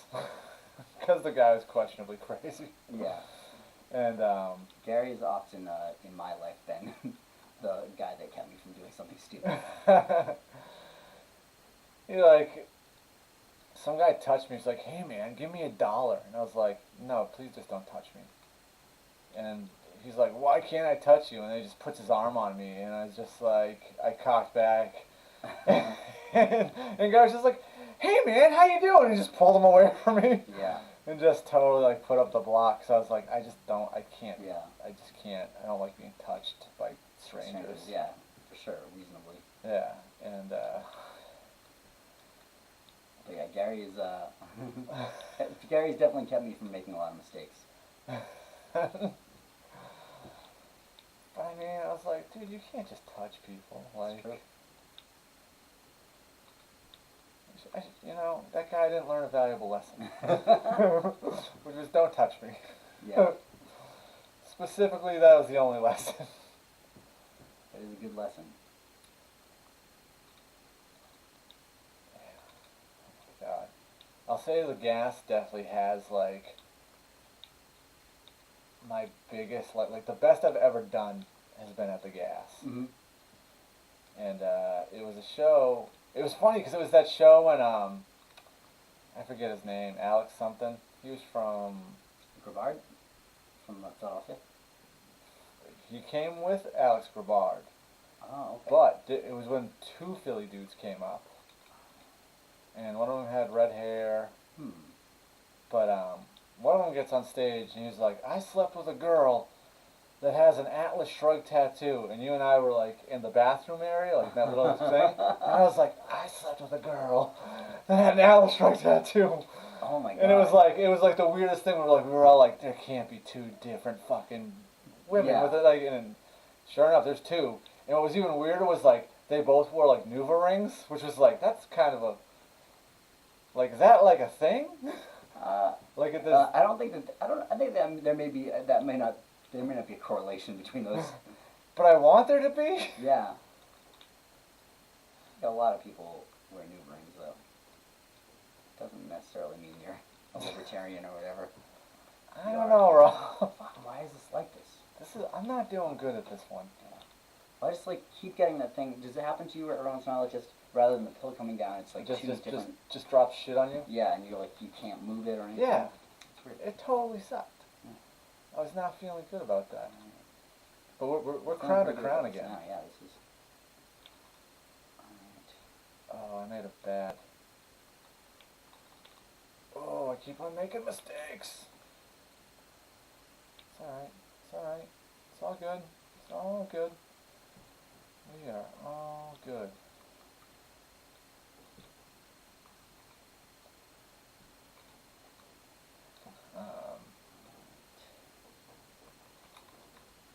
Looks like another good one.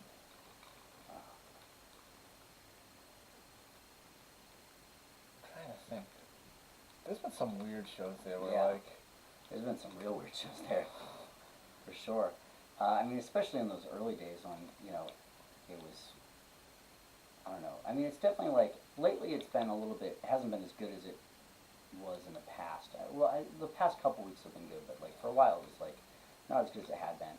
And, I have to like always remind myself to like how bad it used to be, you know, like, it used to, like our bad shows now are still like what our best shows would have been years ago, you know? I mean, I still tell people that like don't get it. I'm like, you don't understand. Yeah.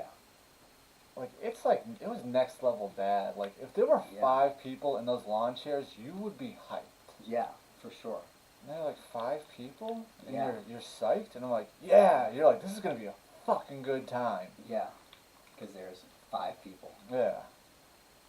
Like like I said, like I think that is part of the reason why like I'm so willing to fight on a comedy show is because Yeah. those Well- early days, it's just like that's what you just had to do. Yeah, well, I think that we like you know, the comedy, you know, ebbs and flows. And I remember when we started, people always talked about the comedy, you know, the comedy boom of the 1980s, and we're it's not the same thing, but we're going through another boom right now. And so like, you know, like when I started the Gas, there was like, it was pretty much the only like weekly bar show in Boston, and now there's like tons of them, and they're all pretty good. Whereas like the Gas was like not even that good, but it just was, you know, it just was there, you know, like, and that was so it was It's like just what we had. yeah, it was what we had, you know. And now there's just, you know, there's so many people that are doing a better job of it than I was when I started. And there just is the audience. There's just so much more audience, you know. There's a lot more shows, but the shows are in general better. There just is more audience. Like stand-up comedy still had such a like stigma back then because of, you know, how bad it got in the '80s. And I blame my mom for that. it's still, well, I mean, what it really is just that there was at the time you could make money doing stand-up comedy, and that just this, you know, we're in the gig economy now, so they figured out how to like make it so there's still like the bars and stuff are making money, but the comics aren't. So so it makes it you know, it makes it so like the shows are funner because it's not like someone's like, hey, I can get together 10 minutes of jokes and I can make, you know, I can quit my job, you know, like, because that's, you know, they say that's what it was like in the 80s, like you could just like quit your job and do comedy full time. Yeah, it like I've heard interviews where people were like, I was doing like 5 sets a night getting $50 Yeah, a set. that's so nuts, and that's back when that was a lot of money, and that's crazy. I want that. Yeah. I want those $50 nights. Yeah, man. Could you imagine? Yeah, that's crazy. What'd you buy? Everything. Sandwiches. I would buy lots of sandwiches. I would. I mean, I like that different. I guess. Just be a big sandwich guy. I am a big sandwich guy. I eat sandwiches nonstop. I love sandwiches. What's your sandwich? Well, it depends on where I go. My favorite sandwiches are, first, there's a place near my house called Fiore's that has like a full vegan menu. I love Fiore's because they have a full vegan menu, but they also have like meat and stuff too, so I can bring normal people there. But it's Norms. Yeah, I can bring people Fucking that normies. are not like gonna be weirded out by the idea of a vegan restaurant there, and yet like there's multiple options for me too, which is cool. It's a nice thing. And they have a lot of great sandwiches. I really like so the sandwich I get the most probably is called the steak bomb, which is seitan, onions, and cashew cheese. It's great, and peppers too, and which is great. But my favorite sandwich there is the Italian maki, which is eggplant. But it's not as, for some reason, I don't know why it is. The Italian maki sometimes is like the best sandwich I've ever had, and sometimes it's just kind of okay. Whereas the steak bomb is always great. But the Italian maki, at its best, it's better. Does this have to do with how hungry you are? I don't know, maybe. They say that, yeah, they say hunger is the best seasoning. Well, second best seasoning after salt. That's the best seasoning. But, I put salt in my coffee. oh, really? No, it's gross. I kind of feel like I could see how that might work. When you said it, I like half sold you on it, which I'm kind of into. Yeah. Well, like some people put butter in their coffee. That's gross. Well, I guess that's not all that different than cream, you know? I don't know, which I also don't put in coffee, but I get, but my other favorite sandwich is Taco Party, which is an all-vegan taco place in Somerville, in Ball Square, I think. Square, one of those stores in Somerville. They have torta, and it's amazing. You can get it either with tofu or seitan chorizo. I suggest the chorizo. Both are good. Chorizo is my preference, though. Those are probably my two favorite sandwiches right now. Oh, also there's a place in Alston, pretty close to the gas, Great Scott, that has that has one of the worst names of any restaurant in Boston. It's a hip-hop themed vegetarian restaurant. And it's called, and it's great, and I love it, just a terrible name. It's called Rhythm and Rap, like, and rap is spelled like a, W-R-A-P. Yeah, which is a very bad name, but it's a good restaurant, and I like them. They're very nice, and the food is great. Is it like a Cold Stone situation where they rap to you while they give you your rap? No, no. They need to get me on board with marketing. I think that's the problem. Yeah. Well, they do have they have a sandwich called the Big Shug, after local rapper Big Shug. They also have a Jazzmatazz rap after local MC Guru's jazz side project. I don't know if you remember that. No. It was like it was interesting. So it was like Guru was in Gangstar, and he did he did two albums, Volume 1 and Volume 2, called Jazzmatazz, that were like him with like old jazz session players, and he would just freestyle over them, like just playing jazz, and they were kind of cool. It was like there was like one single that was great, and then the rest of it was kind of bad. But it was like a cool idea. It was. Oh! He did it. Fuck. Game over. Want to play again? Yeah. Let's do it. Let's do one more, and then we'll wrap it up. Cool. That sounds good. Let's dial it back to 3. Dial back to 3. Okay. I feel like that's where I'm gonna. All right. Let's do it. I'm gonna feel. Oh, see, the speed was up. It was. We were always on medium. Oh, all right. That's fine. Yeah. That's fine. I don't feel confident still. So you were in a band. Yes. I was in a few bands, but the band that I was in the longest is called the Ames Curve. This was, around the turn of the century, which is a term I think that we don't use enough. I don't think I get it. Well, I mean, it was around, when it was going from the 20th century to 21st century. Oh, I thought the Ames curve had something to do with that. The name. Oh, no, the Ames curve is, like, based on the town that we're from, which was Easton, Massachusetts. That was a town that was basically built around the Ames shovel factory. The Ames family, they're a big Massachusetts family. Like, Oliver Ames was the governor of Massachusetts and was involved in a pretty scandalous railroad scandal. I want to be in a railroad scandal. No, it seems like the best kind of scandal. But, oh man, I fucked that up so bad. It was they in World War one of every 3 shovels in the world came from the Ames shovel factory in Easton, Massachusetts, and that's because they had a patent that was actually called the Ames bend, but when we named the band, we got it wrong. Fuck, I keep fucking up. Why do I keep fucking up? And so they were the first people to ever make a shovel that was, basically like a spoon.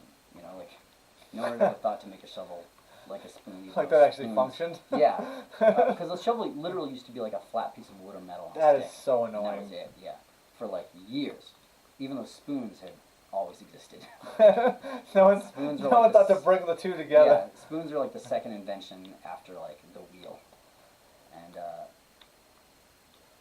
so yeah, it was, that's like what our town was sort of built around, was this shovel factory. And so we named our band after that. And it's when we would tell people that, they would be like, "You should come up with a more interesting story for why you call that." Which is a fair critique. That's better than, oh, you shouldn't have named your band after taking a shit, like Drop Anchor. That's pretty good. Fuck, I keep fucking up. Which, that was a band, so, and the band prior to that, that was the name I had come up with, but everyone was like, that's a stupid name, and I was like, okay. Oh, man. And then, no, fuck. I once got kicked out of a band that had like one of the worst names. What was it? They were called "Do You Still Hate Me?" Based off of a fucking Jawbreaker? Yeah. Which is I think it's I think it's a really bad name. No, it's not good. I mean, I think that's a good song. Don't get me wrong, but I think it's a bad name for a band. Yeah, oh man. The amount of adversity I faced to get to that win. Yeah. I would have liked to point it out, but Yeah. I didn't want to fuck you up. Yeah. I'd done myself dirty. Yeah, and you got out of it? Yeah, Yeah. I feel like I had too, and I was getting out of it, but I didn't do it fast enough. I really fucked myself overall pretty bad. But I had come up with like a list of fucking band names, and everyone was like, those are all stupid. And then this kid starts a band and asks me to be in it, and he's in the last band. He's like, I got the perfect name for this band, Drop Anchor. What do you think? I'm like, I think I already... Suggested that name. Yeah. He's like, you didn't say it. And I was like, no, like last band I did. I'm like, it's fine. I don't care. Yeah.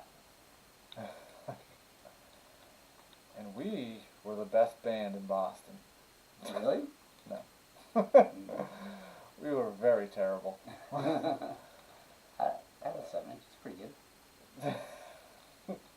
I have your record. And you know what sucks? Mm-hmm. Is it was on my iPod, then my iPod took a shit, and then the songs came off the iPod, but only a couple of them. Really? Yeah. So some of them are still on it. So I only know Tips for Teens, is what I'm saying. Yeah. That's a fun song. Yeah, I mean, it's a hot track. I think that's the track I want on there, regardless. It's a good one. Yeah, like Yeah. what is it? Hold on, I got this. Give me a second. Ah, it's the best defense is playing hard to get. Nailed it. Yeah. That was the song about. It was like an answer to the song, to a Newfound Glory song. That was like. It was like this terrible song. I'm so glad I'm getting the like storytellers. Yeah. names. It was so it was like there was this Newfound Glory song that was like, Give me a little bit, and I bet you I can get there. here's for the girls who who think that every boy is all all about them. Yeah. I hate that song so much. It's just like all these poor emo singers that are being victim to predatory teenage girls, like so like one of the lines is you gotta be careful for the younger ones. That's one of the lines in that song. Which, by the way, Yeah. one of the dudes in that band got kicked out for hooking up with underage girls. That is, he probably just listened to their lyrics. That he wrote. Was that guy? It was the guy that wrote all the songs. Yeah, oh, yeah. Right. Well, yeah, that's. I mean, you should have seen that coming when you wrote that song. It was like, it's not my fault that they're tempting me with their bodies. These children. Isn't that a Greg Giraldo? The Greg Giraldo bit where he's talking about the Catholic Church. Oh, we're not gonna get rid of the priests. Maybe these schools gotta get rid of these hot fucking kids. Yeah, man, it's so that song like made me so angry, and like it was like I was in a everyone in the band was a little bit younger than me, so they were all really into New Found Glory, and I was like, this sucks. And so I wrote that song like about New Found Glory or about that song. Like it was my response to that song. I like that you had a response to it. Yeah. What were your go-to bands? What were the bands you did like? I mean, I really liked I've always loved Superchunk, Fugazi, Elvis Costello and the Attractions, REM. REM. Okay, what's your Dr. Mario REM song? Oh man, Dr. Mario REM song. That's a great question. I asked the tough ones. There's got to be a good. I'm sure that there's got to be. I ask the questions that no one else asks. I get down and dirty. Right to it. What's your Dr. Mario REM Man, song? there's got to be like there's got to be like a medical themed REM song, right? Doesn't it seem like there would be? I'm trying to think. Let's see. I'm just saying what would pump you up. Oh yeah. Well, I mean. I know a kid that used to get pumped up to "What's Your Frequency, Kenneth," and I'm like, that's. Oh, that is a great song. It's a great song, but like when you see a dude being like, yeah, like that intense about it, it's like. That song rocks. And not all REM songs do.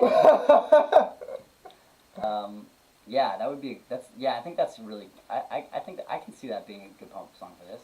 The one I love is a great pump up song. I think. This one goes out to the one I love. This one goes out to the one I've left behind. That's a good one. You know what? Simple prop to occupy. I'm gonna say something, and it's an unpopular opinion, but I used to really love the song as a kid. Shining Apple. I think it's a garbage song now. I think it's a great song too. I really like that song, and it's just like I get they hate it, and I get why they hate it, because it would be a tough song to have be a hit for you, But I think it's a really fun song, and I think it's like it's just like it's clearly like like Michael Stipe hearing that music and being like, what the fuck, and like writing these lyrics as like a joke, and then it ends up becoming like a huge hit, and then they're stuck with it. You know what's funny? I was talking about you the other day to someone who took your class. Oh, really? Yeah, Lauren Nigro. Okay. And I was telling her that one of the best things I've ever seen you do, and I've only seen you do it once, and you always would do karaoke at the comedy studio after the shows. But only once did you do this. Every other time it's the fucking Rainbow Connection, and I'd get so mad about it. A few times. My go-to is Too Sore with Love. Oh, that's a good one. Oh, yeah, I love it. What's her name? Lulu. Yeah. That's a great song. It is a really great song. I saw you do, and you crushed it. It was the greatest love of all. Oh yeah, that's a favorite one of mine to do too. I love it. And like every time I'd see you, you're like, Rob going up. I'm like, come on, do it. Give it to me. I think that there was someone else that was doing it for a while, and so I didn't do it because I didn't want to like. I feel like I can't. I think maybe like Katie K was doing it. No, someone else was singing that song. Not that I do karaoke all that much, but that is a. Yeah, I love doing that song. And she was like shocked. She was like, really? And I was like, yeah, it was like really good. Oh yeah, man. When I was in a band, like we never did any covers, but we were always like trying to find a cover.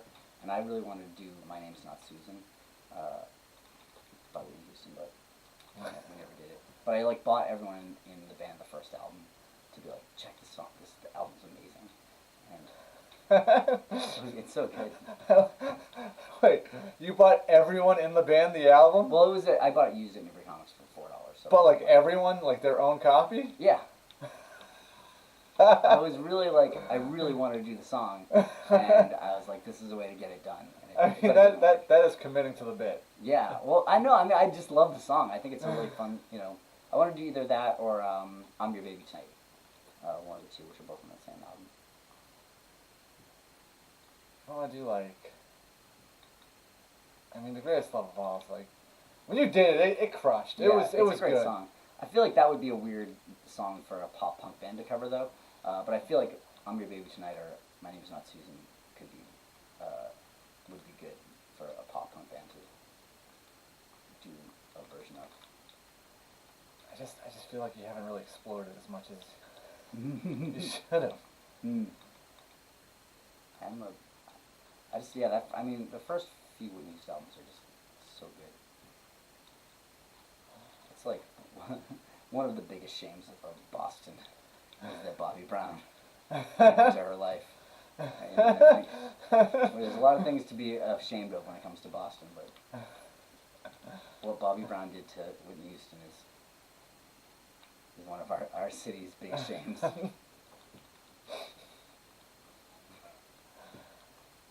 I guess it's not technically his fault, but he was there. He's not his fault, you know. Yeah, not gonna say it's his fault, but I'm not gonna say it's not his fault. Oh no! Oh no! Oh. He certainly enabled, at the very least. Yeah, facilitated. Facilitated, for sure. Yeah. What are you gonna do? Yeah. He was second level narc guy. Yeah. He was at least like the subway masturbator in narc. Yeah. Is that it? Are we done, or are we gonna play something else? One more of this. You want to do one more of this? Let's do one more of this, and then that seems good, right? All right. Yeah, we're at like 2:16. All right, cool. So one more Dr. Mario. One more Dr. Mario, and then we'll call it a thing. Yeah. All right. Oh, you know what else I was talking about? Too, I was like, Rob also does a crazy good Morrissey. And oh yeah. Well, the Donkey Brothers used to do the Morrissey song.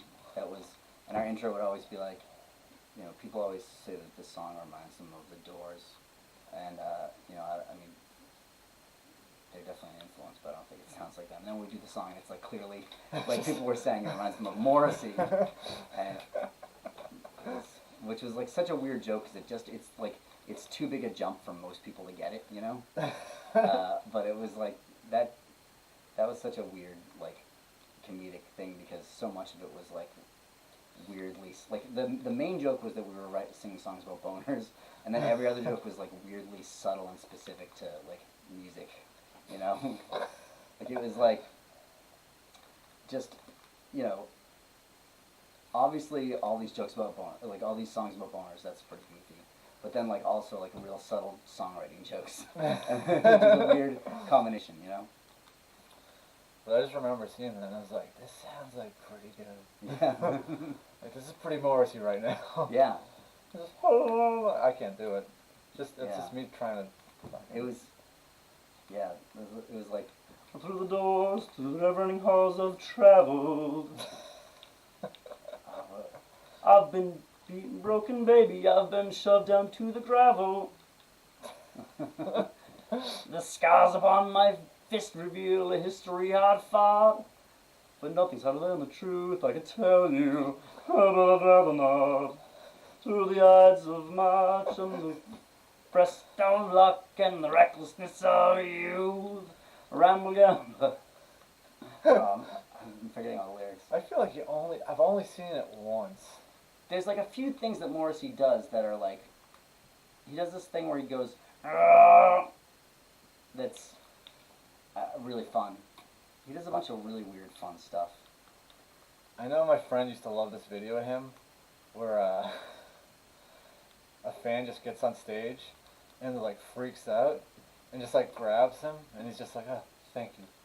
Yeah. And for some reason, my friend's like, it's the funniest thing I've ever seen. It's like he just watched it on like repeat because he It's thought so it was funny. that funny. Because it's just so like someone just goes around and is like, oh, thank you. Yes, he's just so used to it at this point. Such a weirdo. He was like, thank you, give me a latte. Like it was just like it's definitely weird, but it's like Yeah. my friend's just way too into it. Yeah. He's like, you don't see it? I'm like, I see it. Yeah, it's like, it's weird when there's stuff like that that I feel like so much like internet content like that has been like that for my whole life. Where people are like, it's this thing where it's like a guy and he's doing an impression of Arnold Schwarzenegger ordering a pizza, and I'm like, I guess I don't think it's that funny. I don't know why you think this is that funny. This is how I feel about Tim and Eric. Yeah, I like Tim and Eric, but there's so much stuff that's like Tim and Eric that I don't like. Tim and Eric also is like one of those things that I don't know. There's a lot of stuff like this where I'm ashamed to admit that I like them because their fan base is so bad. You know, Yeah. like Tim and Eric, Faith No More is another example of that. Faith No More? Yeah. Oh, their fan base is garbage. Is it? Oh yeah, they have the worst fan base. Just the most like dumb and they're like dumb and pretentious. All right. What's your Dr. Mario Faith No More song? Oh man. Is it a Mike Patton song or is it the other guy? Oh, it's definitely Mike Patton. The other guy's fine, but like not as good. I think I'm going the other guy with the Dirty Job song. Oh yeah. What's the name of that song? It's called We Care a Lot. Oh yeah, we care a lot about the something. Yeah, that actually does look pretty good with this. We care a lot about Transformers because they're robots in disguise. Oh, there's one more than he's got. Yeah. Yeah, it's pretty good. I guess maybe Small Victory. Okay. Good Faith No More song for this game. He did some weird like Italian like record like Yeah, opera record. It was super weird. He does a lot of really weird stuff. He also sang on that EP for Dillinger Escape Plan. Yeah, that's a pretty good record. Yeah. This one, I don't remember that one actually. Wait, is that the one? I might be thinking of like the other guy singing "The Game Over, I Win." Oh, I can't remember. I don't know. I haven't listened to that band in so long. Yeah. I saw them at like Hellfest, and it was when they got the new singer. Yeah. And the guy was such an asshole. I loved it so much. like the guy was such a prick. He was calling everyone up for being a shithead, and just being like. Yeah, I guess if you're gonna take on that role, you gotta like kind of just, you know, really go for it. He went for it. Yeah. Like he like was. So someone was like Slayer, and he's like, "Oh yeah, what Slayer song you want me to play? Rain and Blood, you fucking wiener." And then 2 songs later, they play Rain and Blood. That's so funny. It's so funny to do that knowing that you're gonna do that later. Yeah, and then they cover Justin Timberlake. Yep. That's great. And also, do you remember that band Kitty? Kitty. Oh yeah, I do remember them. I don't know if I ever heard them, but I remember selling their records. So they're like an all-female like new metal band. Yeah. And like it's Hellfest. This is like a hardcore thing, but it was like one of those things that they were trying to kind of do like a cash grab. Yeah. And have like make it kind of mainstream. Yeah. And so this dude's like, "Oh, you guys staying for Kitty tonight? Bring in them all. Bring in them all." And I was like, "This dude doesn't give a fuck." Yeah. Oh my god. I was loving every second of it. And then also Dimitri came out. Whatever his name is from the original lineup came out and sang 98% Burnt. And that was fucking cool. They did a Nine Inch Nails cover too, which was rad. I do love Nine Inch Nails. Yeah. What did I just watch that you did though? Oh, Bird Box. Have you seen that movie? I've seen it, but I fell asleep at the end. It's not very good, but it's a Trump president and what's the other guy that he works with? Atticus something. Finch. Yeah, Atticus. Is that right?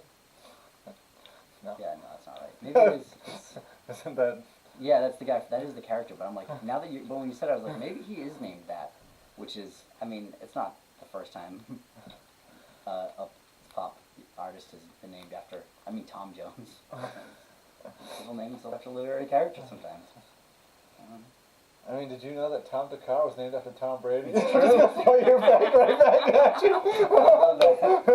I love that so much. There's a joke I've been trying to get to work that I can't get to work. This happened like years ago when I worked at Newbury Comics. I used to work with this guy, Jonathan. And Jonathan was an accountant, and he worked at the store part time.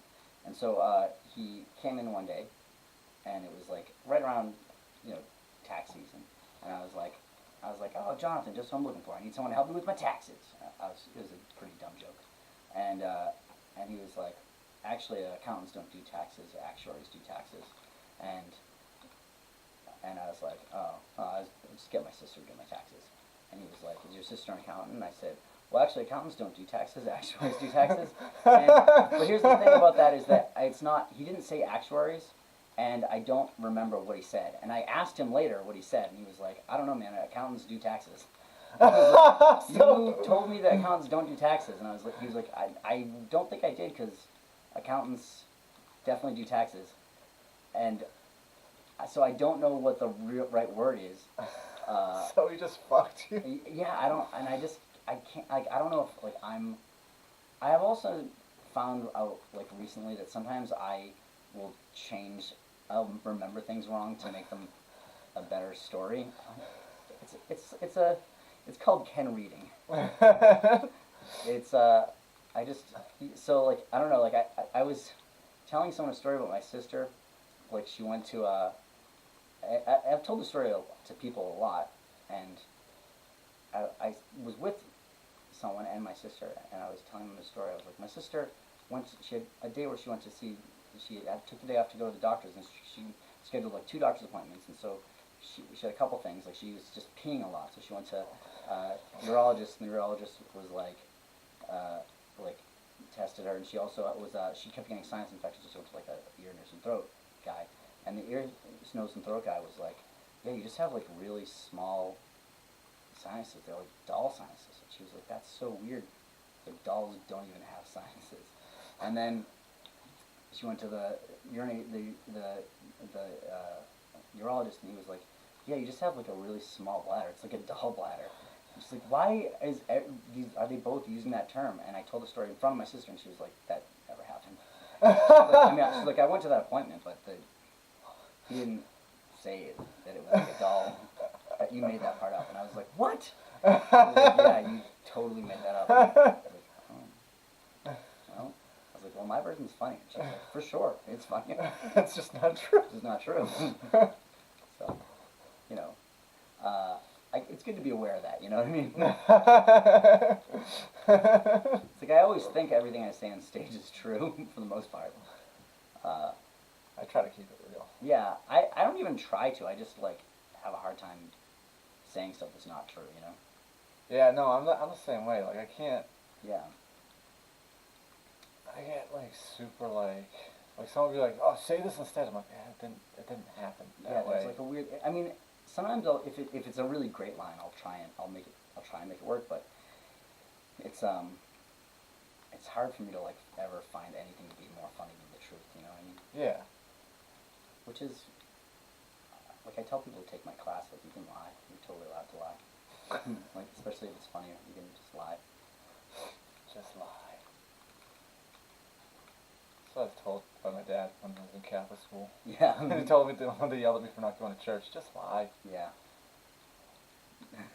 Compounding the sin. Like, I was getting yelled at, and I was like, we gotta go to church. He's like, we're not going to church. Yeah. Just lie. I'm like, that's awfully confusing. Yeah, that's so funny. That's so funny that they yelled at you. I don't think at my Catholic school they ever, like, asked us. I mean, maybe guys, because we went to a different congregation, so it's... It was just my second grade teacher. Oh, Mrs. really? Crean, yeah. My second grade teacher was the worst. Yeah. Sister Mary Mura. She's dead. I assume. Tracked her down. I assume Mr. Krim. Yeah, Mrs. Krim. Yeah. Miss Krim. You assume she's dead, yeah. Oh, I tracked down Sister Mary Mura. She was really old when she was my teacher, and so I was like, she's gotta be dead. And, like, I was trying to find her, but I just needed to know, you know, like, I needed to know that she was no longer an issue, you know. And, you don't want to pop them back up in your life. Yeah, I needed to know that she was popping up in your feed. Not just my life, but just the lives of anyone. You know, like I needed to know that that evil had passed, and I was searching for her like for years and I couldn't find. I was like, there's got to be an obituary. I couldn't find it, and I talked to my sister about it, and she said, and she was like, really? And I was like, yeah. And then it turns out I just had been spelling her name wrong, and because she didn't do a good job teaching me. And so well, it's Catholic school. They yeah, don't they teach don't teach anyone. Yeah, man, it's such a weird scam. But they, but yeah, she did die, but she was like so old. She lived to be like into her like late 90s, Oh. which is disappointing. Worst gas memory. Yeah. The Catholic school show. My favorite part of that was when you ripped all the buttons off your shirt. That was great. That show couldn't have been more of a nightmare. It was like, this is going to be the best idea ever. Turns out it wasn't. Yeah, it really seemed like it. Like, it's the type of thing that, like, I still feel like, on paper, it seems like a good idea, and yet we've never done it since because it was so bad that time we tried it. But I'm like... Every year it comes up, yeah. I think about hitting you up and being like, you want to give it another shot? Yeah, like, I kind of think it's not a bad idea. Like, I kind of think that, well, I just think that no matter what, we would just be better equipped to handle it, you know? Like, so... I don't know, man.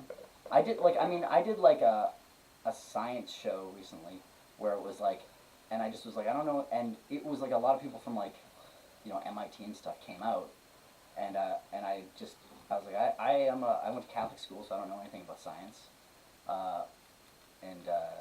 so just if you ask, and I think a lot of people here are scientists, so just ask me questions about science, and I'll tell you my version of how I understand stuff.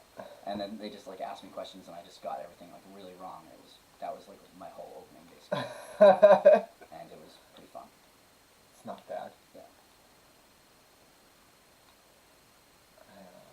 Yeah.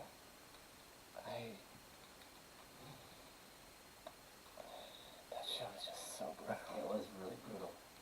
I still don't fully understand why. I don't get it either. Like it. Because it seems like I understand not everyone went to Catholic school, but like especially in Boston, you figure people would have like some context for it, you know. Like I don't think you need to go to Catholic school to understand Catholic school, you know. Yeah, and like you know the basics, like. Yeah.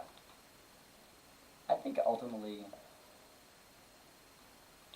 what it probably boils down to is just that we weren't good comedians. That it was like... I'm pretty sure I was a phenomenal comedian at the time. I'm pretty sure I was batting 1,000 back then. Boy, have things changed. Yeah, I'm sure we both felt that way. I don't think I ever felt that way. Yeah, I never really felt that way either. When I started, I was always performing with Matt Wilding, and someone once said to me like that me and Matt, like our levels of confidence should be swapped, because Matt always was just like, I'm the fucking best, and I was always like, I'm terrible, and I was terrible, but I was more likable than Matt on stage, which is, his writing was better than mine, but it turns out that's only part of the. It's only part of the. It's only part of the gig. Yeah. You have to be likable. Your writing has to be so good for you to be unlikable. I've proven you can be very unlikable. You're likable. You're just like you're a specific character, and you figure out how to make what you do, like the like angry guy, likable. You know, so it's like even though you're angry, you're not unlikable. Yeah. You know. The term I like to use that was given to me by a stranger on the street is gratuitously aggressive. You're like grumpy, really, is like what it is. You're like aggressively grumpy. Yeah. You know, like you're just like... I'm upset. Yeah. You're upset, but you also are like, you're upset about everything, but then you always do a great job of turning everything on yourself, too. Yeah. Where you're like, you're... Like so many of your jokes are like like you do a lot of jokes where you like will argue both sides of an argument, you know. I think that's the best way to do it. Yeah, though. I mean, why wouldn't you? Yeah, you have to like people like. Yeah. My biggest gripe with comedy, and I've been talking about this a lot lately, yeah. is like, there's two ends of the spectrum that people don't understand. You got the people that are just super ignorant, Yeah. and they're just like, I want to say racist shit and be edgy, and it's like, Yeah. it's stupid.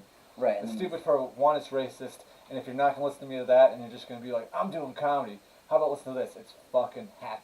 Like, Yeah. it's racism is For happy. sure, yeah. And that's not the worst thing about it, but like, That you're is not gonna part of it. Yeah. Yeah. I mean, yeah. It's like it just negates the argument that that's why it's like worth doing. Is Yeah. like yeah, it is racism is bad, but like it's edgy and it makes people think about race, and it's like it's just making yeah. Just doing a quick stupid joke. Yeah. And then there's the other end of the spectrum Yeah.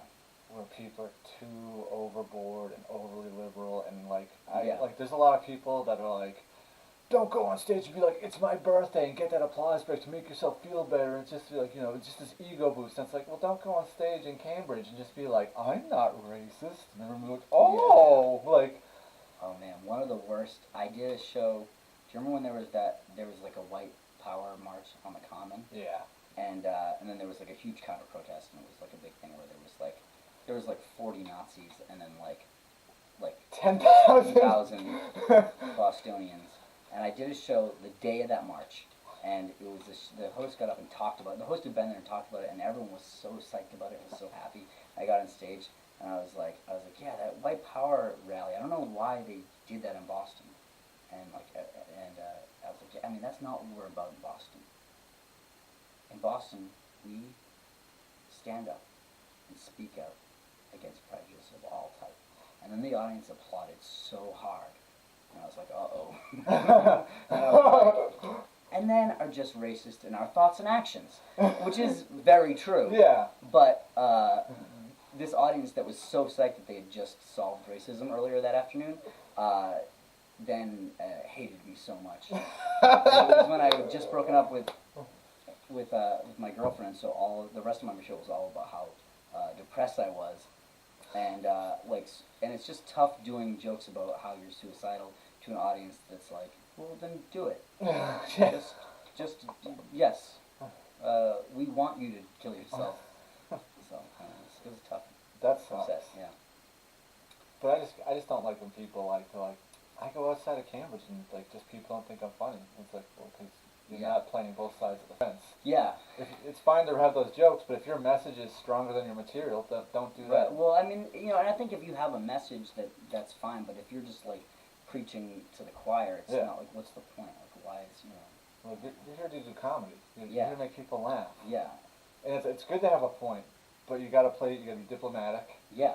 The best way I like to approach it is like, all right, here's my point of view. Let me argue against my point of view in my head. Yeah. And then figure out from the other way around so I can find out where I'm full of holes. And then I start working my way through it that way. And it's it's a way that like people can, like kind of like even someone that doesn't disagree with you can respect your point more because they see that you're respecting their point of view, even if you don't agree with it.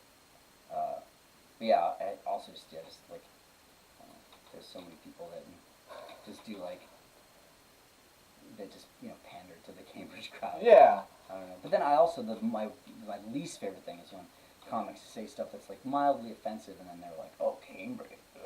It's like, no, that just isn't a good joke. Like you might have had a harder time getting a joke with that premise to work here, but if it was really good, it could work. And the reason that your joke didn't work is that it is a bad joke. It's not like and like don't tell the audience that they don't like you because you're too edgy. Like that's not.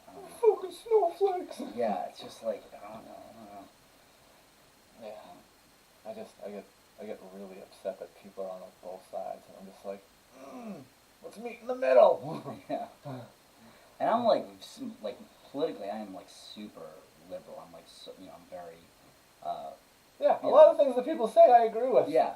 But I'm just like, we're telling jokes. Right, yeah, and it's just like, you want to make sure that you're, no matter what your politics are, that you're like, that you're making the audience have a good time. Like, that's the job, really. Like you can talk about stuff, but you have to make sure that you can talk about it in a way that is going to entertain the audience. And also, sometimes you like misjudge, and you're like, this audience will probably be fine with me talking about this, and then they get uncomfortable, and you just have to be like, okay, well, you know, it's not the audience's fault Yeah. necessarily. It's you know, No. it's your fault for not being able to figure it out. You know. Yeah, it's, I don't know. I just get frustrated. Yeah. It's like, if you have a message, your joke's got to be just as funny as the message. Yeah. It should be funnier, but like I'll accept just as funny. Yeah. And then I forget what the other thing I was thinking of. It's just And is it also like if you like don't feel like a hero afterwards because you did so well in this liberal crowd? Because Yeah. one, the comedy wasn't there, and also the message isn't even that good. You know why? Because yeah. you're telling a group of people that agree with you Yeah. the same shit that they're already like. You're not changing anything. Yeah, everyone's just like, everyone's, I don't know. Though I've seen it go the other way. I had a friend. I was at this show that was like, it was like a variety show. It was like all like kind of poetry, very liberal type people, and a comic got up into these jokes that I think probably go do well in comedy clubs that are just like, it was a black comic where like that kind of was like the punchline was like, or I might get shot by the police, which like in a comedy club the audience would be like, oh my god, she just said that, but like at this like liberal show they just were like, yes, a very serious issue. Like they weren't, you know, because it was like, because it wasn't actually a punchline. It was just like it was just like fact. it was just calling out atrocities, and the fact and doing that on a comedy stage, it is in and of itself has a shock value to it that works some places. But when this like super liberal audience was just like, okay, and then there was no punchline after that, and so it's just move on to the next thing, and then that was a similar style of joke, and it was like it ended up being like 5 minutes of someone talking about like really heavy stuff, but smiling the whole time, and the audience just being like, okay, and then we got off the stage. It was pretty bad. You know? Yeah, and no one in the audience disagreed with anything that she said. They just were like, you bring up a lot of serious issues with no punchlines. You know? That's awesome. Yeah, it was weird. All right, so why don't we wrap this up? Mm-hmm. What do you have to promote? What do you got coming up? Well, the new open mic starts Tuesdays 9 o'clock at the 7:30 Tavern. Where we also have the Wednesday show, 8 o'clock at 7:30, the most confusingly named stand-up comedy show. So now there's 8 o'clock at 7:30 and 9 o'clock at 7:30, which is not what we're going to call the mic so far. So far I've just been calling it 7:30 mic, but it's at 9, so that is confusing. Maybe you should call it Mideast Corn. I'm definitely not going to call it that.